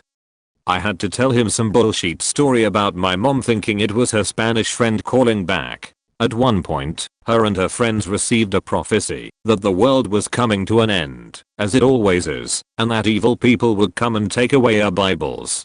As a result, she tried to get us to memorize Bible verses, so we would always have the word written on our hearts. It all seems pretty faked up in hindsight, but when you're a kid with no other knowledge of the world, it all seems normal. There was no single oh shit moment, but over a long period of time, there were a lot of moments that added up to me giving it all up. When in university, I moved abroad for a semester and stayed in a Christian student residency. I was curious about their teachings, as I was always close to church as a kid. Everything was really natural for me. I loved the people. I loved the atmosphere. 2 months in, my boyfriend was supposed to visit. We had booked a hotel. The evening before, I talked to my advisor about it, how we'd been together for years, living together, etc. Got to the point where I didn't want him visit and thought I'd break up because he doesn't believe in God. So I went to the airport, hoping something was wrong and he wouldn't catch the flight. I quickly hugged him, didn't want to kiss. 45 minutes in the bus, I was starting to warm up to him again. I realized in pretty much that moment what had happened. How they had tried to get me away from the person I love, and who loves me, who has always been good to me. Fast forward, I started googling about this society I was in. Turns out, members use pointy chains around their thighs to work against their sinful desires. Also, whenever I asked any of these uncomfortable questions, there was never a straight answer. I moved back home after the semester, but even a year later they don't leave me alone. I know they just want my best, but they even contacted their society in my country, gave them my address, pushed me to go on retreats, etc. I've made great friends there, which makes it really hard for me to accept that it wasn't good for me. I miss them. I'd love to go back to this sense of purpose, etc. But I know it's not right for me. TLDR. Happened in a student hall abroad. Boyfriend and Google made me realize how bad it was. I still miss them anyway. In my case, it was about 20 minutes before I started a riot. Long story short, I was conned into going to one of their services that was in a church in the middle of nowhere. Once there, they started to explain their beliefs and the really weird rituals that one needed to undergo in order to climb through their various ranks. I realized I was in trouble, and I decided to just try to blend in with the woodwork and figure out how to get out of there quietly. They started their service, and some fellow in a really weird outfit came out and started to lecture, but he was just babbling nonsense, and everyone seemed to be hanging on his every word. A person behind me leaned over and said, "Isn't Brother A so spirit-filled, too?" Which I answered, "He's definitely full of it." Then Brother A finally said something intelligible, which I thought was so terribly wrong that it triggered a visceral reaction, and under my breath I said, "Bullshit." People near me heard it, they were shocked, and they all started to point to me. Brother A said, "Has the spirit inspired you to share something with us?" I remembered from a sociology class that cults often used public humiliation as a way to break people down, and here I was, right in the spotlight. I said, "I'm just an observer this evening, and it wasn't my intention to disrupt your service. I apologize, so please continue." He wouldn't give it up, so I sighed and said, "Okay, fine, you asked for it. You said X, and I said bullshit. Here are all the reasons you're dead wrong." That didn't go over very well. Evidently, I contradicted one of their high priests. People covered their ears, everyone was screaming, and it seemed that people started flooding into the room from all directions. I feared for my physical safety, as they were shouting things that indicated they thought I was Satan himself. I briefly contemplated the merits of taking a hostage, but I decided it was just a lot easier to leap over the pews to get to an exit point. I was a marathon runner at the time, so once I made it outside I ran into the woods, reasoning that no one would be able to catch me. It took me all night long to get to a highway, where I was finally able to hitch a ride home. A few years ago, a friend of mine told me that she traveled around Europe while studying to learn new languages and stuff. It wasn't cheap at all, so she tried sharing rooms with people as much as she could. When in Germany, she stayed in a house where a man took foreigners to lend them a room, give them food, and whatever. He wasn't married, but there was this girl that was always following him around, treating him like he was her husband. Anyways, she said it was pretty nice at first. The concept was great, since you could socialize with other people meanwhile you were there, and the house was also huge, so everyone had their own room. The man was pretty obsessed with that, though, with communication and his guests. She was instantly introduced to some kind of tradition followed by everyone that stayed in the house. Literally every day he took the time to interview them all. Asked them what they did, who they were talking to, how were they feeling, what were their thoughts on random topics and more. He kept the tapes to himself, as if it was a study. Sometimes they listened to the tapes together as some sort of family get-together. He was seriously obsessed with this. It was like the #1 rule for staying there, talking to him while being recorded. My friend took it as a way of practicing the language that was talked in the house, but she thought it was pretty bizarre that they were asked such personal, controlling questions. One day, after discussing some topic he disagreed on, he started treating her awful at the table, even to the point of not talking to her if she spoke to him or asked him something. She was suspicious at first, then got scared of the whole thing after another guest told her he tried to abuse her, or him. I don't remember exactly. After a few days, she started refusing to do the interview thing. He got super mad about it, and she decided to just leave, but she was scared shitless. She had paid the whole month to stay, and even left some things behind. She told me she was sure that it was a cult. I was young, about 11 I think, and went to an after-school group on Fridays with a friend. My friend was really religious, but he was / a normal enough guy. It turns out the after-school group was some kind of religious group. There was one session I went to in particular where there were hundreds, and I mean hundreds of extra people all gathered in this big old abandoned theater, where the group used to get together anyways, and there was the leader of this group up on a stage. Everyone standing and looking at him in rows. He was talking in tongues, and there were lots of smaller groups of people gathered around other people also speaking in tongues. He started walking around the place putting his hand on people's heads and saying some random shit, and people would pass out onto the floor. It was all very weird and a bit much for a boy of my age that has never been and will never be religious.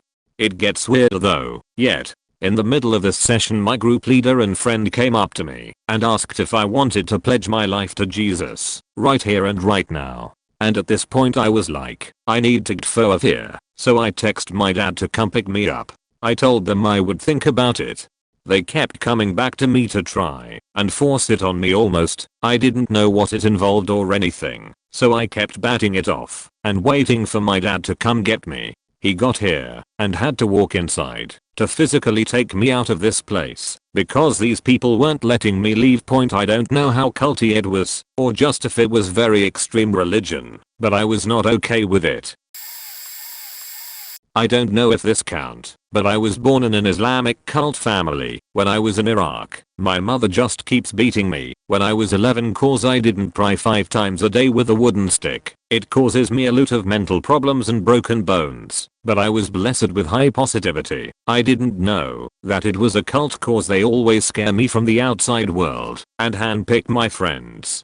I grew up with only one friend for my whole childhood until high school, when we immigrated to Turkey. At Turkey I was punished way harder and almost killed myself when I was asleep by sleepwalking halfway out of a 7-story window, but I still thought it was normal, since if you don't know, the whole Middle East has a racism and sexism problem. For instance, how people in Saudi Arabia are angry that Philippines' people won't be slaves anymore.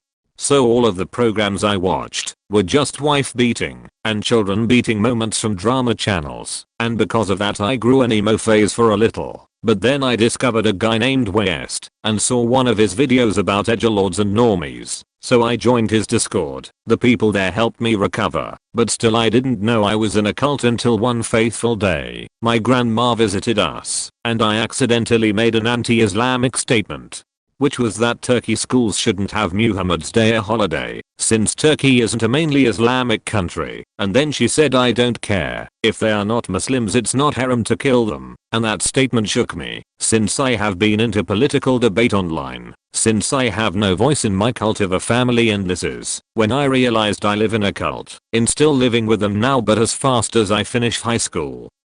Dad, which isn't part of the cult, and he is what inspired me to keep being myself, will send me to study outside this hellhole extra content. This is where I talk about mom abuse. 1. She threatens me with a knife almost weekly. 2. Daily beatings so hard she broke the stick by hitting me so much with it. 3. Never talks to me unless to say that I'm a failure in life.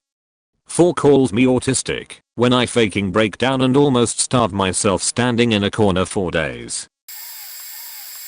When I was sitting at church in 4 AM praying and looked around at all the other people there speaking in tongues. Now that's fine, but it got me curious about other things they were saying as well. In the church there were 2 things. The world and the church. We were forbidden to watch anything that wasn't Jesus related and was from the world. No funny TV shows, no songs with Beyonce, and absolutely no shows that encouraged evolution. We were to attend every service and pray as loud as we can to make sure God could hear us. Sometimes there would be a prophet who would translate when a member of the church would scream out at the top of their lungs in tongue, and it was meant to be seen as a message from God. If you weren't paying your tithes you were seen as unholy. If you had a TV in your home you were told that you weren't dedicated enough to God and your Bible, because all that time spent watching pointless shows should be used to worship your Savior, our God. Marriage and dating, or courting as they referred to it, was complicated. You had to prove you were worthy to start dating, and you had to be part of the ministry. You had to tithe. You had to be a man of God. Then you must ask the pastor if you're ready, and if he agrees, you will tell him who you are sure you want to marry. There were no maybes, or I'll see how this goes. And then you'd ask, and if you weren't married within 3 months then it wasn't meant to be. I lost my faith when I was living with one of the members of the church and she gave me a 10 PM curfew to be home and tried to convince me to leave my job. When I didn't listen she kicked me out and I went back to my mum's and never went back to church. They have had people come to my job and try to convince me to come back by saying that I've backslidden and the devil has got me. Yeah, no, I'm not going back. I enjoyed my life with the church for 10 months before I wised up and left. You can no longer guilt me into doing whatever you want.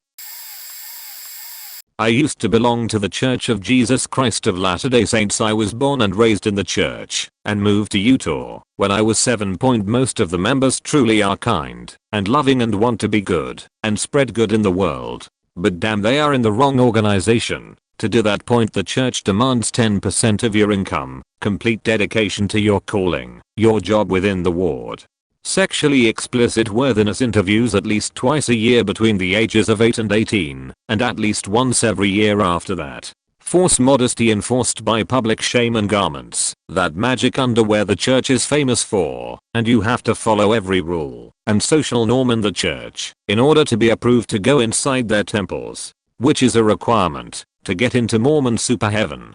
Living in Utah is hard because the population is like 80-90% Mormon. In high school we had the option to take seminary, which is the church's high school level church class, during school hours. And if someone didn't go, they were shamed by the other students. If a family doesn't go to church, they can expect to be harassed by their neighbors. When I was in high school I began to read the history of the church and the church's policies and stances on various topics. From LGBT+ to polygamy, to child marriages, to women being second-class citizens, and just women in general. And I couldn't understand how everyone I knew could believe that when they were loving, kind, sweet, charitable people. And when I began to ask questions, I was shamed, ridiculed, mocked, and gaslighted. Gaslit? I don't know, and guilted every day, because the largest promise the church makes is that the only way for families to be together after death is for every member to follow the church's teachings. In the past year I joined the ex-Mormon community and learned more about the child sex abuses within the church's financial holdings, and how little they spend on humanitarian aid, and what goes on in the temples, which is truly terrifying. If anyone wants to learn more, I recommend visiting shelter.org, the ex-Mormon subreddit, and new name Noah on YouTube. And if any members of the church are thinking about leaving but need help, my inbox is always open. Landmark. It's a tricky one to catch, because the first course they offer is actually fantastic for personal growth and getting over all those things in your past that are holding you back. For example, if you're shy because you struggled to make friends in school, then you're letting a child determine whether you, an adult, should have relationships with people. Realizations like that can change your life. The problem comes when you do their advanced course and the seminars. It's all about sharing these things with other people so that they can do the course themselves. The value you gain yourself drops off really quickly and it suddenly becomes a marketing exercise. There's also a slightly sinister side around who is given the opportunity to share their problems and who is summarily blocked from opening up, which can be a traumatic experience because these people don't mince words. PM me for more, or if you're involved yourself and want to know what's coming. Edit. Realized I didn't actually answer the question. I had my suspicions in the second course, but realized it fully in the third course, when there was little meaningful material, and it was almost entirely about getting other people to do the courses, which are in the region of £500 each. When the Honor Academy sent myself and everyone else on a retreat called Emotionally Stretching Opportunity of a Lifetime, which they openly associated with Navy SEALs Hell Week. Sleep deprivation, exposure, constant difficult exercise, humiliation, and psychological tactics to wear us down for a week, supposed to trigger a breaking point. Just seemed like a weird activity for what was supposed to be a year of pursuing God. A separate incident, the leader said something that sounded off to me, something about how authorities interpret the will of God, and so given the choice between following our own interpretation of scripture and following the leader's interpretation, we should choose the latter, because that's what God wants. I stepped out to process that, and someone in the upper staff physically forced me to go back in and keep listening. The last straw was when I found myself tried like I was a criminal for being alone with a woman without another person there to keep us pure. We were all adults, by the way. They kicked me out to save her from me. She left shortly after, but was not allowed to contact me. Years later it came out the leader had skipped a court date for essentially stealing money from a charitable organization. So much for all that stuff about integrity. There have been worse cults out there, but Teen Mania definitely still counts. I don't think it was a cult necessarily, but it hits a ton of stuff on Stephen Hassan's bite model about cults. I'd say more fundamentalist than cult, but with culty tendencies, if it makes any sense. I grew up in an American Baptist church. They evolved out of the Baptist churches that were around pre-Civil War, while their Southern brethren founded the Southern Baptist Convention on the grounds that God divinely ordained slavery. The American Baptist churches are supposed to be more liberal than the SBC, but I can remember, in one of my early Sunday school classes, maybe second grade or so, the teachers came in and told us the government had banned the Bible, and we had to give them our Bibles.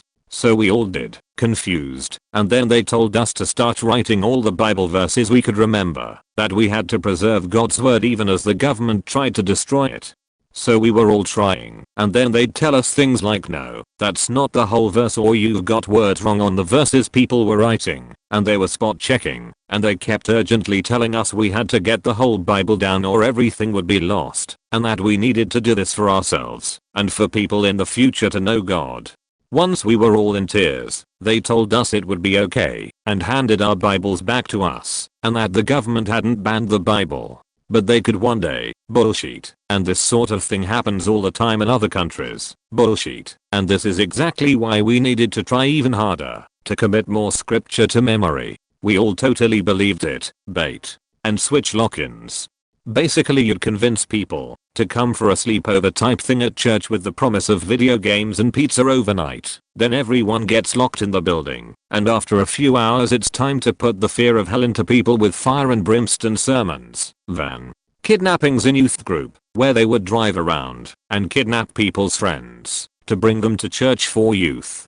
I put kidnap that way because people were never physically forced against their will, but still coercive and creepy. Point church camp, just church camp. Imagine you're out in the middle of nowhere, and the next town only got a Subway as its first fast food franchise a year previous. There was, at the time, no cell service there, and I'm unsure if there is now. We were then kept up around 18 to 19 hours per day with every activity prefaced with prayer, small groups. This is where I was told Hitler was in heaven, because once saved always saved, different church services, and constant pressure to be born again. They like to call it a mountaintop experience, because you were surrounded by fellow believers, and did nothing but worship God, but told us once we were in the valley, that is the world, we'd be tempted, and start to lose our strong faith again, and we needed to not do that. They pulled out every emotional manipulation trick in the book during the week of church camp, all on top of the sleep deprivation. A religions to beware of class was mandatory 1 year in our youth group, filled with inaccurate information and scaremongering. Point the time I asked a theological question in Sunday school, I was kicked out, and then they had my mother tell me we were never to question such things. I forget what it is now. They had Drive Kent Hovine there to do a 2-night, 8-hour seminar to debunk the lie of evolution. His PhD is from Patriot, a trailer place in Florida that boasts how it doesn't have worldly secular accreditation. This seminar was before Kent did a mandatory timeout from society for tax-related crimes, courtesy of the US government. Point we were highly encouraged to not listen to any non-Christian music, and the pastors encouraged members to write to the Family Channel, now Freeform, about how the sitcom Sabrina the Teenage Witch wasn't good or moral, and how our families didn't think witchcraft was a good family value.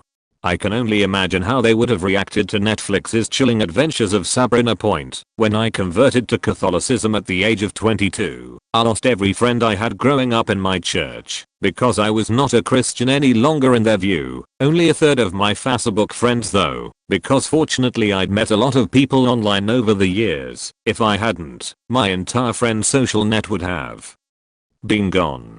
My aunt got an invitation the next year to the wedding of a guy I'd known / played with / been around since we were less than a year old in the church's daycare, and that was how I found out he was getting married, because I didn't get an invite. My aunt tolerates my presence at family holiday gatherings, but has never forgiven me for converting in a decade since. I still don't have any contact with anyone I grew up with in that church.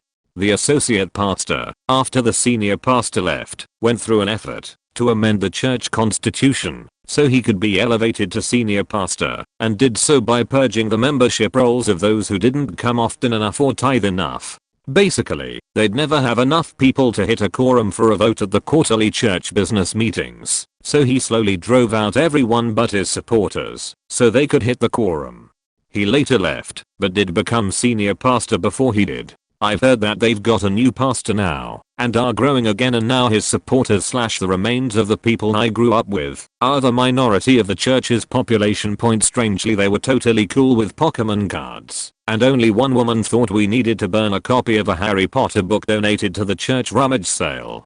I had a coworker invite me to his church a few years ago, and I had a low-level panic attack where I managed to politely decline because I was busy that day, and then went to my office, shut the door, and sat there for a while trying not to hyperventilate.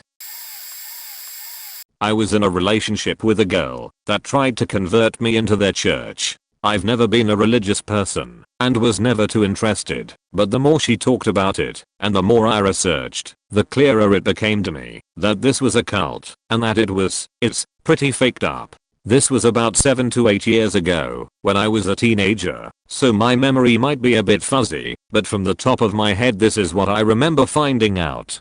Women have to wear long skirts, they have to cover the knee, the leader of the church speaks to God directly and/or is the chosen one. Several sexual assault and rap accusation on minors within the church by the aforementioned leader. The guy apparently had a thing for taking the virginity of underage girls he deemed worthy as it is God's will. Insane collection of money as offerings towards the church. Life of opulence and luxury for the leader of the church and his family, with several properties across the world, including the Us Point Church founder apparently had a vision in which God manifested himself to him and made him start a church. Political ties and corruption within the country. The people inside the church tend to be fanatic to the extreme, to the point of congregating thousands of people to catch a glimpse of their savior. I shared all these concerns with her, but sadly she wouldn't budge. She did concede some things looked bad, but that her whole family was inside the church, and that she wouldn't go against them. Leaving the church means basically getting disowned, and no longer being a part of your family. We broke up eventually. She cheated on me, and I believe she is married within the church, and has at least one kid. I hope she is happy, or at least at peace with herself, and I'm thankful I dodged that bullet point. If anyone wants to know anything else, just ask and I'll dig around. Sorry for formatting, I don't usually write long replies. Ex-Mormon here. I left because I'm an atheist, but years later I read up on church history. Man, there is so much shit that is straight up alarming. Then you have to think about the church's authority structure. You're taught to ask questions, but you discuss them in private with your bishop, pastor. When he doesn't have an answer, he tells you you need to pray more for guidance. If you don't believe it's your fault. You find out people are excommunicated for ridiculous reasons, like pointing out the church lied about X, Y, Z in a public manner. The church decides God told them children of gay couples cannot be baptized until they turn 18 instead of 8, and they must disavow their parents. Women are told over and over they are important, but up until 1990 they had to swear in the temple as they were being married to serve their husbands. The husbands had no such vow. Women cannot receive the priesthood. They have zero say in the direction of the church, but they are equal. Up until 1972 it was doctrine that black people were tainted by their ancestors' mistake and incapable of receiving God's blessings, but they could be sealed for eternity to a family as a servant. If you look you find out all kinds of messed up things about church history, but the cult part comes in how you are told to disavow apostates, those excommunicated. They control how information is spread, how you should ask questions. They influence every aspect of your life. I didn't always believe the LDS church was a cult. I do now.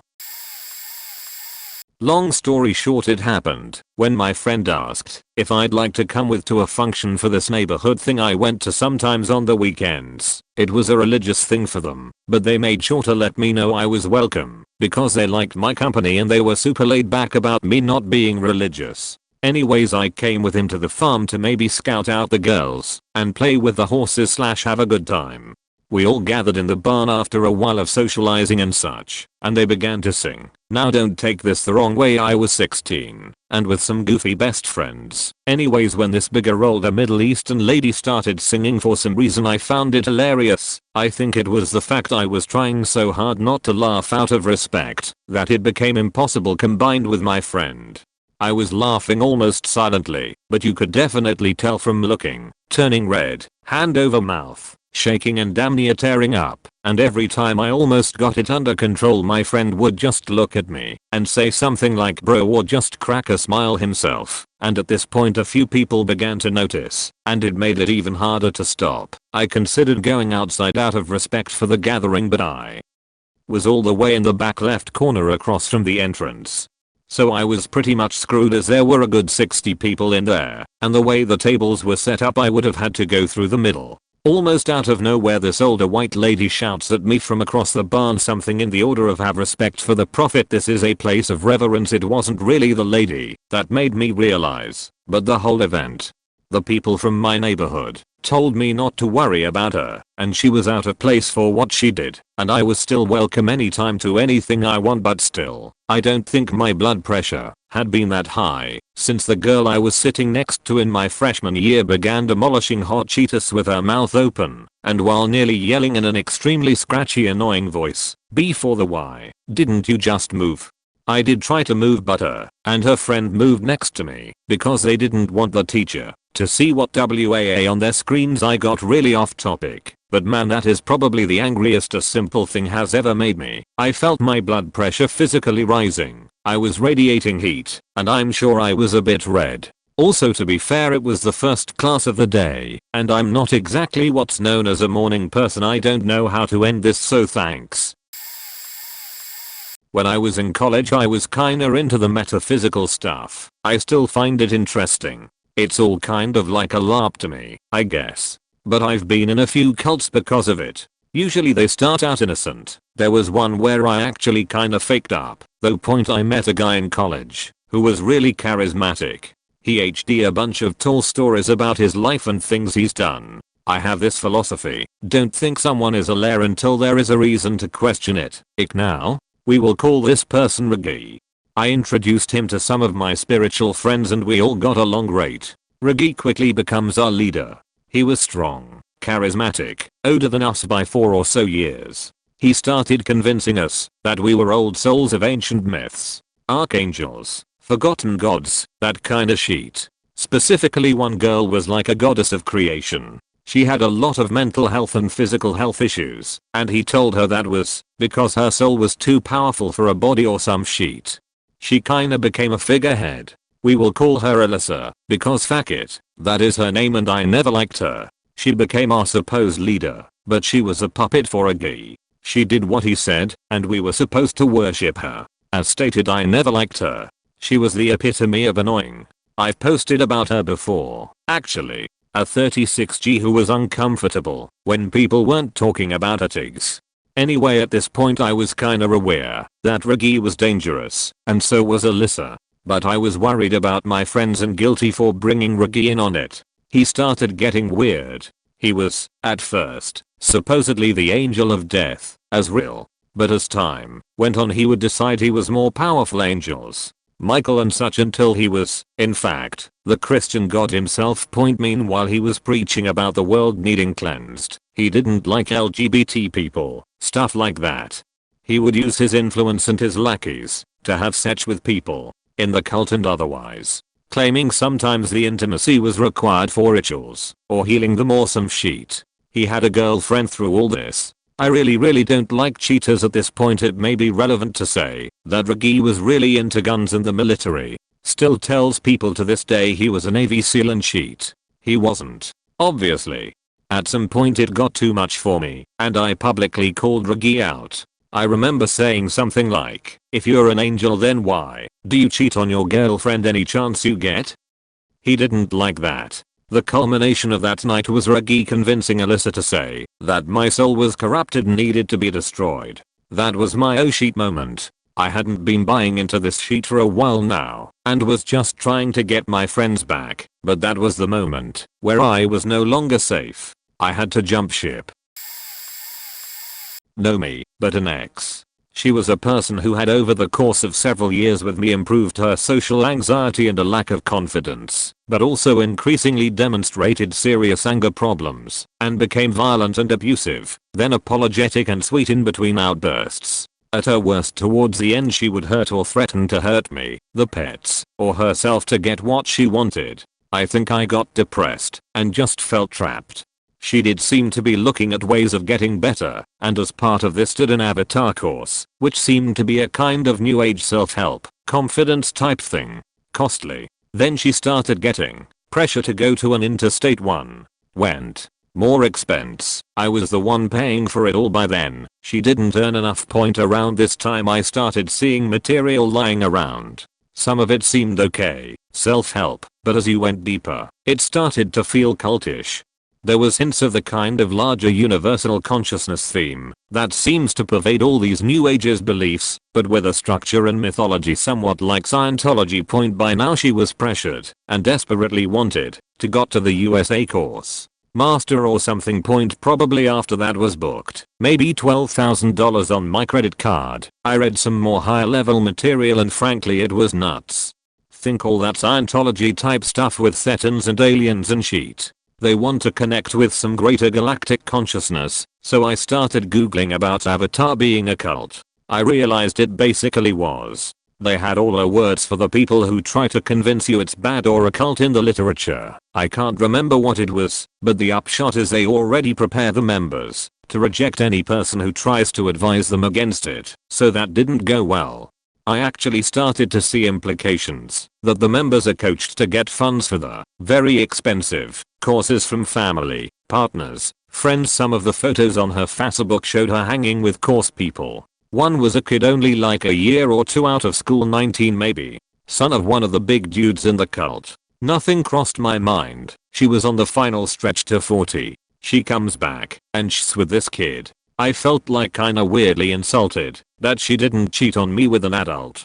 We split and one day, when she felt guilty, she paid me a couple thousand towards the probably $20,000 I had paid. Then the next day, her guilt assuaged by her generosity, asked for it back. Lol. No point anyway. Avatar is a cult. And I feel a bit sorry for this kid. She was violent and abusive. I fear he was partly selected as a more pliable target than I was. I was once attending to a psychologist. Decent guy, owning and running a school. Also not charging me despite my family always wanting to pay him for his services. After college he hired me to work for him. Worked for him non-stop 3 months not getting paid. But it was okay, because he didn't want money for his therapy sessions. He opened a school in a different city. I went there to work there, and shit hit the fan there. He wasn't paying these people either, and they were taking money from their parents to survive. His main base of school was on his payroll, and they were his disciples, which they were indoctrinated by a following of Engram belief. They opened up after I was hired, and whenever I tried to talk about work they were accusing or greeting each other with their Enneagram personalities, i.e. hi 7 to 8 or this is so you 3 2. I tried to play cool and decided maybe it was a passing fad. The more I was involved the more they became erratic. Learned that the guy wasn't even a psychiatrist. He lied. He scammed his partners nearly $1 million and blamed everyone for his mismanagement. Even telling that our country education minister was a rapist, which there was no accusation or trial or anything, and only he alone knowed that. And all of disciples believed him. I quit immediately, but he called me wanting to talk one last time. Went to his office and he started raving about how I tried to kill him, steal his school, harassing the girls in office, how I was Judah and he Jesus. We were alone in his school and boy was I sweating after realizing the mistake I've done. Played it cool, didn't feed his temper, walked out, never returned. He tried to use my therapy confessions, but my dad is a powerful man in our area and he simply implied he could slip while walking and accidents could happen to him. Sad about the others who they catch in their nets though. Bluff. I'm fascinated and confused by people in cults because I'm too cynical to follow anything without asking questions. These stories are interesting. I can't imagine how anyone can't see they're in a cult. I think I'm way too cynical. I grew up Southern Baptist and as early as 10 or 11, I was like alright, so my parents told me Santa wasn't real, but Jesus sounds just like Santa. I bet he's not real either. It was pretty much downhill from there.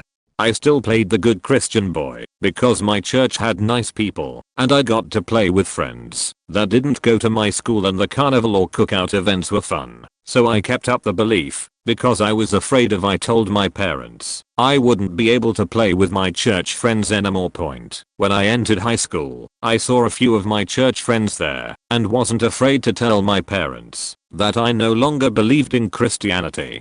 Mom exploded. Dad was like, I figured as much. You're way too curious to be satisfied with the answers your Sunday school teacher gives. I'd disrupt class asking sheet like, why do people have to be close to dying to see heaven? Why does my 6th grade teacher only catch the Holy Ghost in church, but never in school? Why is Jesus a baby in the story, then all of a sudden, he's a grown up? Is the Bible missing some stories? Why doesn't God make paralyzed people walk again?